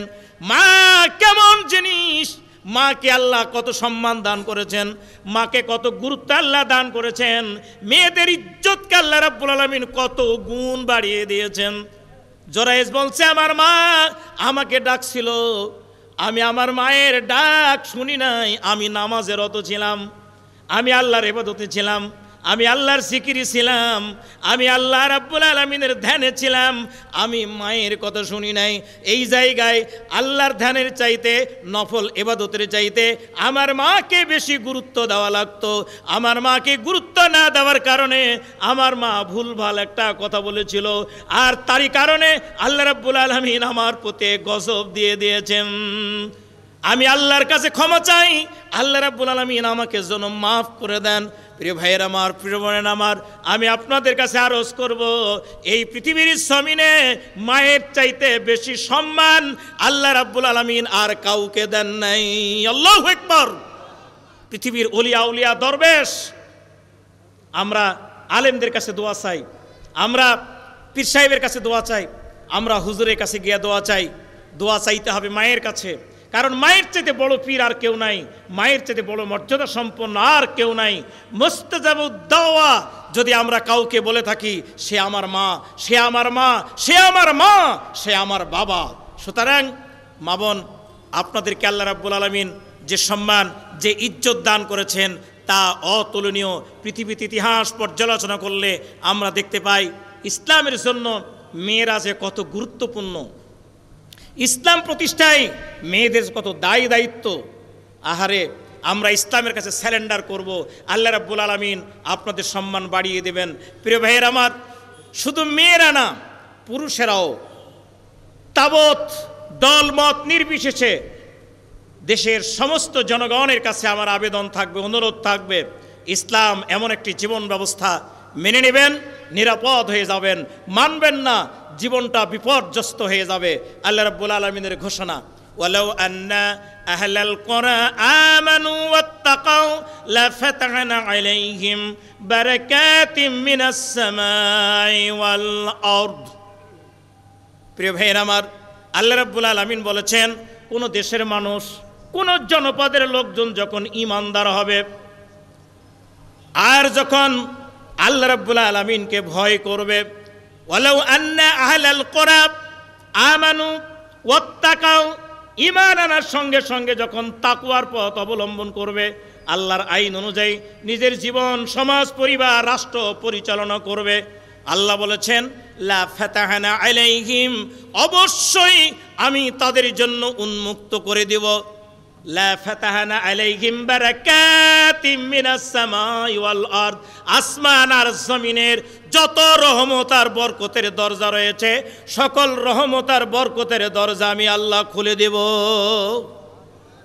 প্রিয় ভাইরা আমার, আমরা বাংলাদেশের জনগণ, সুজলা সুফলা শস্য শ্যামলা প্রিয় জন্মভূমি আমাদের এই বাংলাদেশ, পৃথিবীর নয়নাভিরাম অফুরন্ত দৃশ্যাবলী, প্রাকৃতিক দৃশ্যাবলী। এই বাংলাদেশের জমিন, যেখানে আপনি যেই বীজ রোপণ করবেন সেখানে সে শস্য উৎপন্ন হয়। একই জমিতে বছরে 4 বার ফসল উৎপন্ন হয় এই বাংলাদেশের জমিন। তার মানে পৃথিবীর অনন্য, মনে হয় এক স্বর্গরাজ্য এই বাংলাদেশ। অথচ বাংলাদেশ পৃথিবীর কাছে এক দরিদ্র রাষ্ট্র, পৃথিবীর কাছে এক ভিক্ষুক সাদৃশ্য এই বাংলাদেশের জনগণ। এর একটি মাত্র কারণ, আমরা দাড়িতে ইসলাম, টুপিতে ইসলাম, মসজিদে ইসলাম, আমরা ধর্ম পালন করার ব্যাপারে আমরা মুসলিম, কিন্তু রাষ্ট্র পরিচালনা, সমাজ পরিচালনা, বিচার ব্যবস্থা, একটা বিশাল অঞ্চল, বিশাল এরিয়ায় আমরা ওই জায়গায় নাস্তিক। যখন রাষ্ট্র পরিচালনার কথা বলা হয়, যখন ব্যাংক বিমা পরিচালনার কথা বলা হয়, যখন বিচার ব্যবস্থার কথা বলা হয়, যখন সরকার গঠনের কথা, কোরআন অনুযায়ী সরকার গঠনের কথা বলা হয়, তখন ওই জায়গায় এই টুপিওয়ালা দাড়িওয়ালা হাজী সাহেবগুলো তারা জানি নাস্তিকের পর্যায়ে পৌঁছে যায়। কথা বলেন ঠিক কিনা? সম্মানিত ভাইয়ের আমার, যদি আমরা কোরআনের কাছে স্যারেন্ডার করতে পারি, দেশ যদি ইসলামিক হয়ে যায়, রাষ্ট্র যদি কোরআনের হয়ে যায়, আল্লাহর ওয়াদা লা ফাতাহনা, অবশ্যই আমি খুলে দিব, এটা লাম তাকিদের জন্য, অবশ্যই আমি খুলে দিব আসমান আর জমিনের বরকতের দরজা। সম্মানিত বন্ধুগণ, শুধু এই কেশরহাট পৌরসভাকে নিয়ে যদি কথা বলি, তাহলে আমরা দেখব এই পৌরসভার সরকারি যত অনুদান, কয়েকদিন আগে 10 কোটি টাকার কাজ হয়েছে, এই সামনে শুরু হবে আরও 26 কোটি টাকার কাজ। এইভাবে যদি 5 বছর ধরে কাজ হয়, খালি যদি বন্ধ হয় লুটপাট, চাঁদাবাজ আর ধান্দাবাজ, এই দুইটা যদি বন্ধ হয়ে যায়, তাহলে এই কেশরহাট পৌরসভা রাজশাহী শহরের মতো একটা উন্নত পৌরসভায় পরিণত হতে বাধ্য ইনশাআল্লাহ। কিন্তু চাঁদাবাজি, ধান্দাবাজি কি আমাদের কম? কথা বলেন না কেন? চাঁদাবাজি, ধান্দাবাজিতে আজকে আমাদের সমাজ নষ্ট, রাষ্ট্র নষ্ট, দেশ নষ্ট। ইতিপূর্বে আমরা যা দেখলাম, যারা চাঁদাবাজি আর ধান্দাবাজিতে ছিল, এরা হত্যা করেছে দেশের মানুষ, এরা হত্যা করেছে দেশের ওলামায়ে কেরাম, এরা হত্যা করেছে দেশের সেনাবাহিনী, এরা লুটপাট করেছে দেশের সমস্ত ব্যাংক, বিমা, সকল আর্থিক প্রতিষ্ঠানগুলো। কথা বলেন ঠিক কিনা? দেশের সমস্ত স্কুল, কলেজ, মাদ্রাসার এক একটা প্রতিষ্ঠানের কোটি কোটি টাকা নিয়োগ বাণিজ্য করে তারা ধ্বংস করেছে। কথা বলেন ঠিক কিনা? যদি আমরা ইসলামপন্থী, কোরআনপন্থী, সৎযোগ্য মানুষের নেতৃত্বে ইসলামী রাষ্ট্র কায়েম করতে ব্যর্থ হই, সামনের দিনে ধান্দাবাজ এবং চাঁদাবাজ এসে এই দেশকে চুষে ধ্বংস করবে। ঠিক কিনা বলেন? এই জন্য আমাদের কি দায়িত্ব? এই জন্য আমাদের কি কর্তব্য? আল্লাহর ঘোষণা, ওয়ালাউ আন্না, যদি কোনো মানুষ, ওয়ালাউ আন্না আহলাল কুরা, যদি কোনো জনপদের লোকেরা, কোনো দেশের লোকেরা আমানু, ইমানদার হয়ে যায়, ওয়াত্তাকাও, আর তাকওয়ার পথ অবলম্বন করে, কোরআন সুন্নাহ ইসলাম অনুযায়ী যদি জীবন যাপন করে, লা ফাতাহনা আলাইহিম বারাকাতিম মিনাস সামাই ওয়াল আরদ, এদের শান্তি, সুস্থিরতা, নিরাপত্তার জন্য আসমান আর জমিনের সকল রহমতের দরজা আমি আল্লাহ খুলে দেব। সৌদি আরবে মাত্র 4টা আইন আছে কোরআনের, পূর্ণাঙ্গ ইসলামিক রাষ্ট্র সৌদি আরব নয়, মাত্র 4টা আইন সৌদি আরবে। এই 4টি আইন থাকার কারণে আল্লাহ ওই দেশের প্রতি এত রহমত। আজ থেকে 100 বছর আগে সৌদির লোকেরা পৃথিবীর বিভিন্ন দেশে ভিক্ষাবৃত্তি বললে ভুল হবে না, ব্যবসা বাণিজ্য করে তারা জীবন চালাতো। কোরআনের আইনটি পাশ হওয়ার সাথে সাথে তারা আজকে পৃথিবীর শ্রেষ্ঠ ধনীতে পরিণত হয়েছে। আল্লাহু আকবার। বিশ্বনবী আগমনের আগে যে মদিনা ছিল পৃথিবীর মানুষের কাছে দরিদ্র রাষ্ট্র, ইসলাম মদিনায় কায়েম হয়েছে, সাথে সাথে মদিনা হয়ে গেছে পৃথিবীর সবচাইতে একটা ধনী রাষ্ট্রে পরিণত হয়েছে। কোন আল্লাহু আকবার। আমার ভাইরা, আমরা বর্তমান সময়ের জন্য একটা উজ্জ্বল উদাহরণ উপস্থাপন করতে চাই। পৃথিবীর এক অনন্য এক রাষ্ট্র আফগানিস্তান। এই আফগানিস্তান প্রায় 30 বছরের বেশি সময় ধরে যুদ্ধ করেছে, কখনো রাশিয়ার বিরুদ্ধে, কখনো আমেরিকার বিরুদ্ধে। তার মানে পৃথিবীর তাবৎ 2 মহাশক্তি, পরাশক্তি আমেরিকা রাশিয়ার বিরুদ্ধে যুদ্ধ করে করে সব শেষে তারা এখন বিজয় লাভ করে সেখানে কোরআনের পার্লামেন্ট কায়েম করেছে। কোন আল্লাহু আকবার, জোরে কোন আল্লাহু আকবার। ওই দেশের প্রধান উৎপাদন ছিল কৃষি ফসল, ছিল আফিম। আফিম চাষ করে তারা কৃষি বড় ধরনের কিছু পাইতো। আফগান সরকার তারা আসার সাথে সাথে আফিমের যত বাগান, যত ফসল সব কেটে শেষ করে দিয়ে ওটাকে বয়কট ঘোষণা করে, বাতিল ঘোষণা করে সেখানে তারা চাষ শুরু করেছে ফলমূল, আঙ্গুর, আপেল, কমলালেবু, বেদেনা, এগুলো চাষ শুরু করেছে। এই চাষে তারা এত সফলতা অর্জন করেছে। গত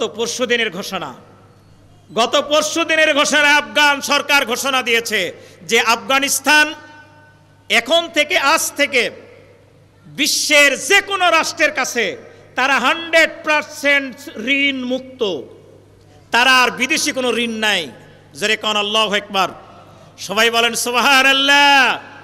আফগানিস্তান মাত্র 1.5-2 বছরের মধ্যে যদি এমনটা বলতে পারে, 1.5-2 বছরের মধ্যে যদি বলতে পারে যে আফগান পৃথিবীর যে কোনো রাষ্ট্রের কাছে 100% ঋণ মুক্ত, তাহলে সামনের দিনে আফগান গোটা বিশ্বের বাজারে সিঙ্গাপুর নয়, আমেরিকা নয়, বরং পৃথিবীর একমাত্র মুসলিম ধনী রাষ্ট্রে পরিণত হতে সক্ষম। কথা বলেন ঠিক কিনা?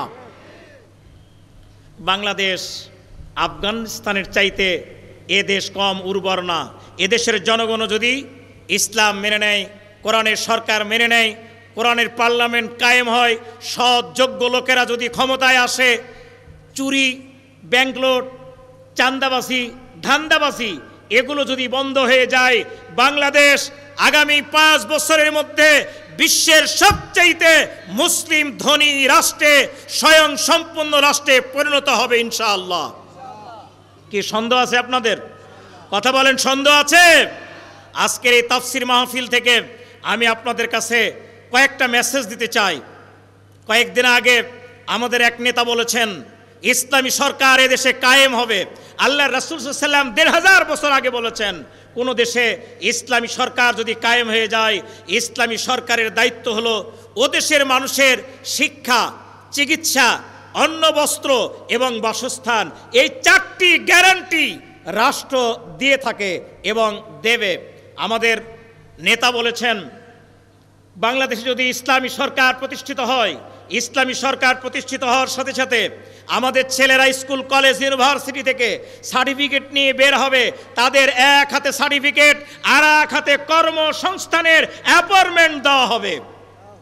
যদি অ্যাপয়েন্টমেন্ট দিতে না পারি কর্মসংস্থানের, তাহলে তাকে বেকার ভাতা দেওয়ার ব্যবস্থা করা হবে। আল্লাহু আকবার। এটি ইসলামী রাষ্ট্রের ওয়ারেন্টি এবং গ্যারান্টি। আমি বলতে চাই যারা বেকার, যারা আজকে চাঁদাবাজি করে ঘুরে বেড়ায়, যারা ধান্দাবাজি করে ঘুরে বেড়ায়, আমাদের বিপরীত মেরুর ভাইদেরকেও বলতে চাই চাঁদাবাজি করা লাগবে না। আপনাদেরকে প্রতিষ্ঠা করার ব্যবস্থা করা হবে। যাদের কোনো কর্ম নাই, কর্ম দেওয়া হবে। যারা চাঁদাবাজি করছে, চাঁদাবাজি বাদ দিয়ে ওদেরকে সরকারের পক্ষ থেকে অর্থ দিয়ে ব্যবসায় তাদেরকে আত্মনিয়োগ করার সুযোগ দেওয়া হবে। তারা পবিত্র জীবন যাপন করবে। বিরোধী কিংবা সরকার, কোনো মানুষ, দেশের সমস্ত জনগণ, হিন্দু, মুসলমান, বৌদ্ধ, খ্রিস্টান, সরকার দলীয় এবং বিরোধী দলীয় সমস্ত মানুষের দায়ী দায়িত্ব ইসলামী রাষ্ট্রের সরকার প্রধানের। হযরত ওমর রাদিয়াল্লাহু তাআলা আনহু তিনি তার রাষ্ট্রের প্রতিটি মানুষের বাড়ি বাড়ি ঘুরে বেড়াতেন। হযরত ওমর কোনো একদিন কোনো এক বাড়িতে গিয়ে দেখছেন ওই বাড়ির এক মহিলা বাচ্চাদেরকে চুলায় কিছু উঠাইয়া দিয়েছে, কি জানি উঠাইয়া দিয়েছে, আসলে কোনো খাবার উঠাইয়া দেয় নাই, ওর ভিতরে দিয়েছে পাথর আর পানি দিয়ে আজাল দিতেছে, আর বাচ্চাদেরকে বুঝাই একটু পরে তোমাদেরকে খাবার দিব। এইভাবে বুঝাইতে বুঝাইতে বাচ্চারা ঘুমিয়ে গেল। মা ঘুমিয়ে পড়েছে। ওমর রাদিয়াল্লাহু তাআলা আনহু কাঁদতে শুরু করলেন। ওই মেয়েটাকে ডেকে পাঠালেন। পরের দিন মেয়েটা হযরত ওমরের দরবারে হাজির হলো। ওমর ওই মেয়ের কাছে কাঁদছেন, এত বেশি কাঁদছেন যে কান্নার কোনো শেষ নাই, সীমা নাই।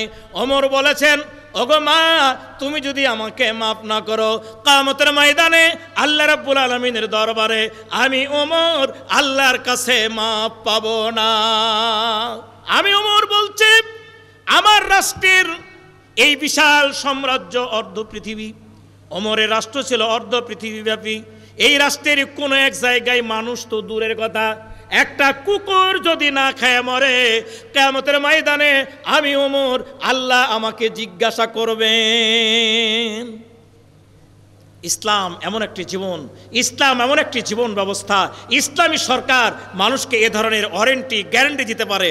চাঁদাবাজি করার দরকার হবে না, ধান্দাবাজি করার প্রয়োজন হবে না, লুটপাট করার প্রয়োজন হবে না, ব্যাংক থেকে ভুয়া ঋণ তোলার প্রয়োজন হবে না। ইসলাম রাষ্ট্র কায়েম হবে, দেশের সমস্ত মানুষকে ইসলামী অর্থনীতির মাধ্যমে সমৃদ্ধ করার ব্যবস্থা ইসলামী রাষ্ট্র গ্রহণ করবে, এই গ্যারান্টি দিয়েছে আল কোরআন। জোরে কোন আল্লাহু আকবার।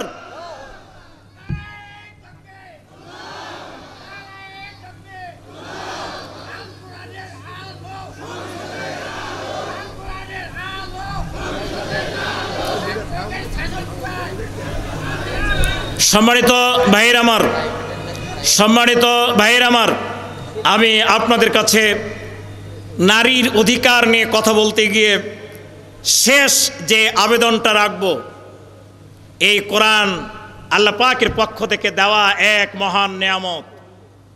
এই কোরআনের স্পর্শ যারা পেয়েছে, যেই সমাজ, যেই দেশ, যেই রাষ্ট্র, সেই রাষ্ট্র হয়েছে পৃথিবীর শ্রেষ্ঠ রাষ্ট্র। এই কোরআন যেই মানুষকে স্পর্শ দিয়েছে, সেই মানুষ হয়েছে পৃথিবীর শ্রেষ্ঠ মানুষ। এই কোরআন যেই সমাজকে স্পর্শ দিয়েছে, সেই সমাজ হয়েছে পৃথিবীর শ্রেষ্ঠ সমাজ। সুতরাং দল মত নির্বিশেষে আমরা এই কোরআনকে আমাদের জীবনে মানতে চাই, এই কোরআনকে আমাদের সমাজে মানতে চাই, এই কোরআনকে আমাদের রাষ্ট্রে প্রতিষ্ঠা করতে চাই। কারা কারা রাজি? দুহাত উঁচু করে আল্লাহরে দেখান। আল্লাহ রাব্বুল আলামিন কবুল করুক, বলুন আমিন। সবাই বলেন আমিন। প্রিয় বন্ধুগণ, আমি আর কয়েকটা মিনিট মাত্র সময় পাবো, এরপরে প্রধান মেহমানকে নিয়ে আসা হবে। এই সময়ের মাঝে আমি আপনাদের কাছে যে বিষয়ের আবেদন করব সেটি হচ্ছে কোরআন কারিমের তাফসির এই জায়গায় এবছর হবে, আগামী বছরও হবে ইনশাআল্লাহ। কি ইনশাআল্লাহ বলবেন না? আপনারা কি চান কোরআনের তাফসির অব্যাহত থাকুক? কথা বলেন, আপনারা চান? কথা বলেন, জোরে বলেন, চান? এখানে যারা এসেছেন কোরআন প্রেমিক মুসলিম জনতা, এই কোরআনের জন্য বিশ্বনবী সাল্লাল্লাহু আলাইহি সাল্লাম তিনি কত কষ্ট করেছেন, শ্রম দিয়েছেন, রক্ত ঝরিয়েছেন, দেশ ছেড়েছেন। আমি যে মা বোনদের অধিকার নিয়ে কথা বলছিলাম, মা বোনেরা এই কোরআনের প্রতি ঈমান আনতে গিয়ে সর্বপ্রথম যিনি জীবন দিয়েছেন একজন মহিলা মানুষ, সেই মহিলাটা হচ্ছে সুমাইয়া। সুমাইয়া নামক এক মহিলা সর্বপ্রথম শহীদ হয়েছেন। আমি আপনাদেরকে বলবো, সুমাইয়ার উত্তরসূরি ভাইদেরকে বলবো, এই কোরআনের জন্য সাইয়্যিদুশ শুহাদা হযরতে হামজা, তিনি উহুদের ময়দানে তাকে নৃশংসভাবে হত্যা করা হয়েছে।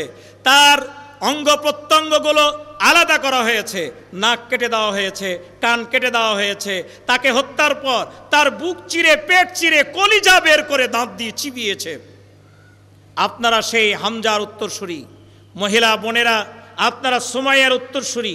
এই কোরআন সামনের দিনে আমরা যে কোনো ত্যাগ, যে কোনো কোরবানি করার জন্য প্রস্তুত আছি তো ইনশাআল্লাহ।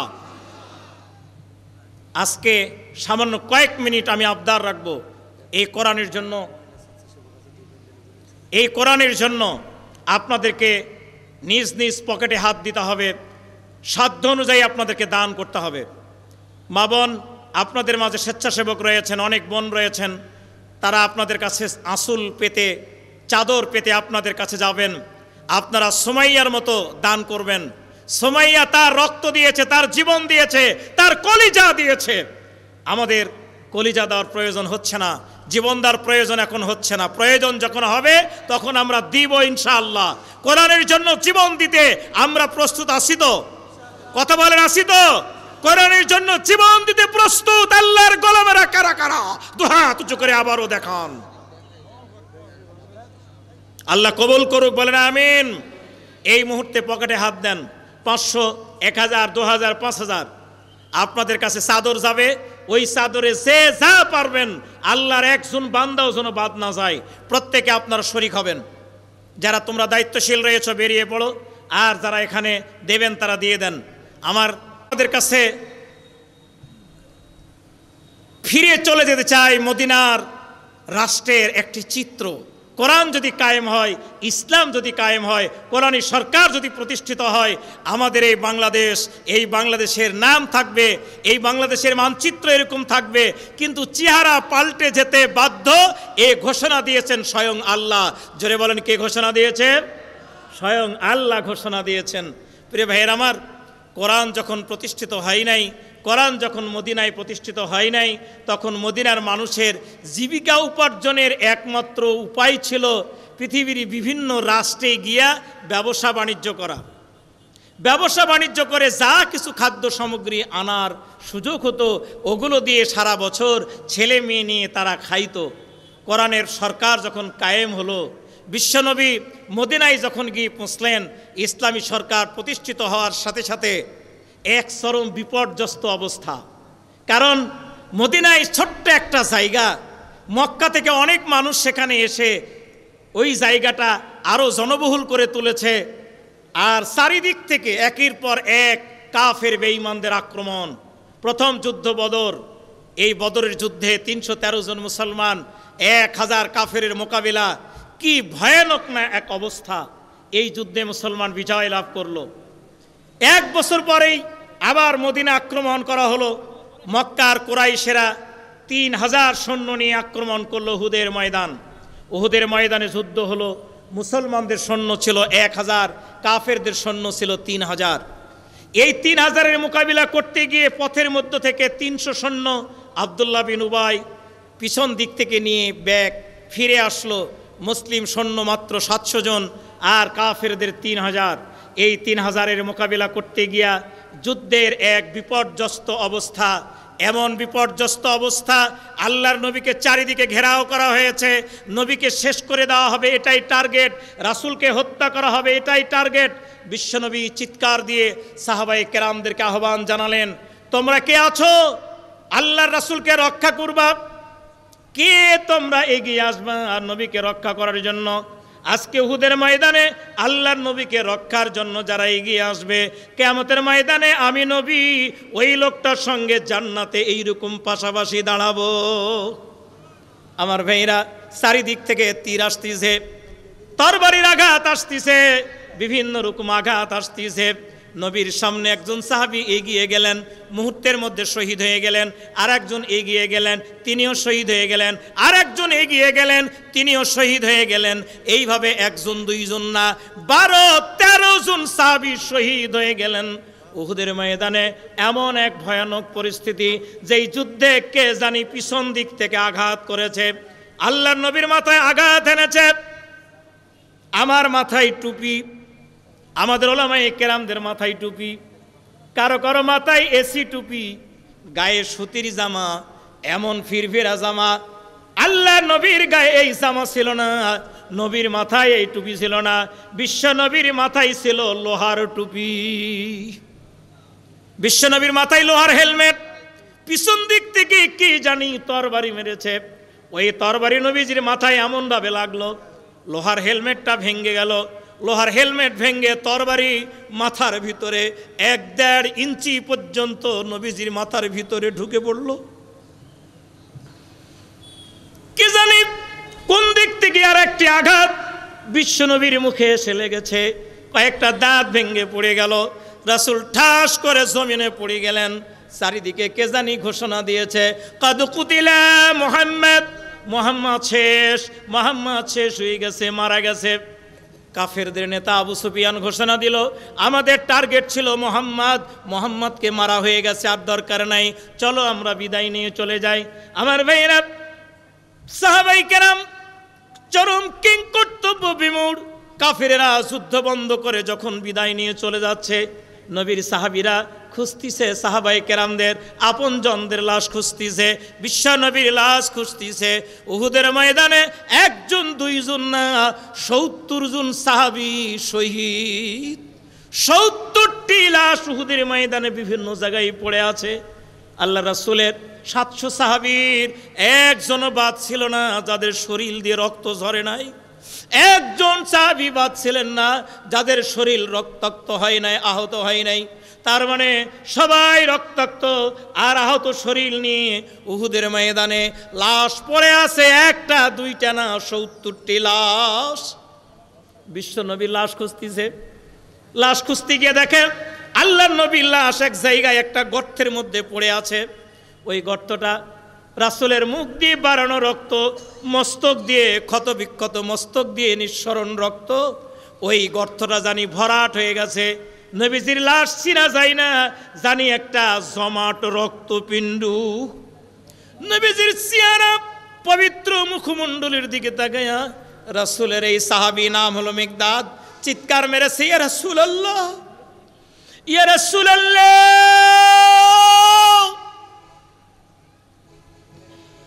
গোটা বিশ্ব জানি থরথর করে কেঁপে উঠে এই সাহাবীর চিৎকার আর্তনাদ।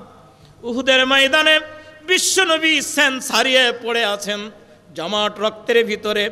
আল্লাহ রাসূল সেন্স ফিরে আসলো, তাকায়া দেখে তার সাহাবী ইয়া রাসূলুল্লাহ বলে চিৎকার দিয়েছে। নবীজি তার দিকে তাকায়া শাহাদাত আঙ্গুল উঁচু করে বলে, ওগো আমার সাহাবীরা, আমি রাসূল এখনো মারা যাই নাই, আমি নবী জীবিত আছি, তোমরা আমাকে নিয়ে চলো। আল্লাহ রাসূলকে কুলে উঠাইয়ে নিয়ে চলে যাওয়া হলো পার্শ্বে উহুদের পাহাড়, যেই জায়গায় যুদ্ধ। উহুদের পাহাড়টা একদম ডান দিকে কাছাকাছি। ওই পাহাড়ে গিয়েছি আমি, ওই পাহাড়ে বিশ্বনবীকে যেই জায়গায় নিয়ে যাওয়া হয়েছিল ওই জায়গা দেখার চেষ্টা করলাম। আল্লাহ রাসূলকে হযরতে আলী কুলে উঠিয়ে নিয়ে ওই পাহাড়ে চলে গেলেন। আমার ভাইয়েরা, আল্লাহ রাসূলের মুখ দিয়ে তখনও রক্ত নিঃসরণ হয়, মস্তক দিয়ে তখনও রক্ত পড়ে, কিন্তু মস্তকের ভিতরে লোহার হেলমেট কড়া ঢুকে আছে। আল্লাহ রাসূল বলছেন, তোমরা কে পারো আমার ভিতর মস্তক থেকে এই লোহার কড়াটা বের করতে?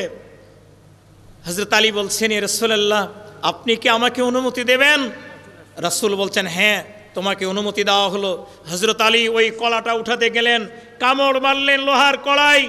আলী এত সতর্ক ছিলেন, আমি যদি চান্স মিস করি ফার্স্ট, তাহলে তো রাসূল কষ্ট পাবেন। এই জন্য ফার্স্ট চান্সেই তিনি টান দিয়ে দাঁত দিয়ে কামড় দিয়ে লোহার কড়াটা বের করলেন, ঠিক। কিন্তু হযরত আলীর মুখের সামনে থেকে দাঁত ছিঁড়ে গেল, ভেঙে পড়ে গেল। প্রিয় ভাইয়ের আমার, আল্লাহ রাসূল দাঁত ভেঙেছে, রাসূল মাথা ফেটেছে, আল্লাহ রাসূলের সাহাবীরা বুকের কলিজা দিয়েছে, 70 জন সাহাবী শাহাদাত বরণ করেছে।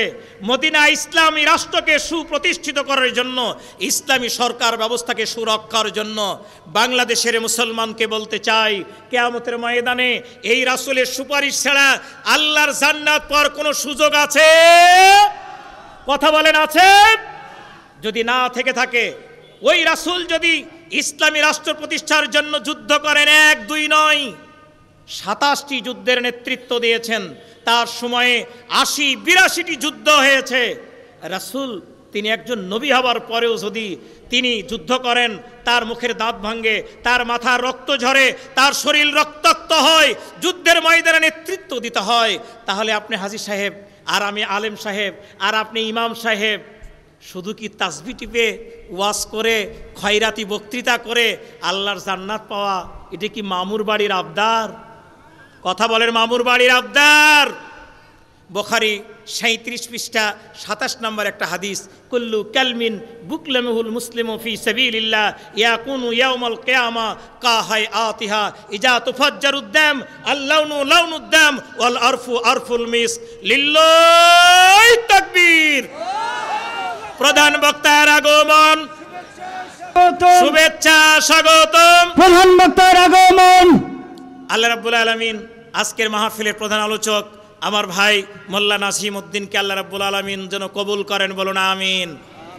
আমি আর বাড়তে চাচ্ছি না, প্রধান মেহমান যেহেতু হাজির, সুতরাং এখান থেকে বিদায় নিয়ে ওই কথাটি বলে, মা বোন আপনারা ছোট্টবেলা আল্লাহর রহমত, যৌবনকালে আল্লাহর নেয়ামত, আর বার্ধক্যকালে সন্তানের জন্য আপনারা জান্নাত।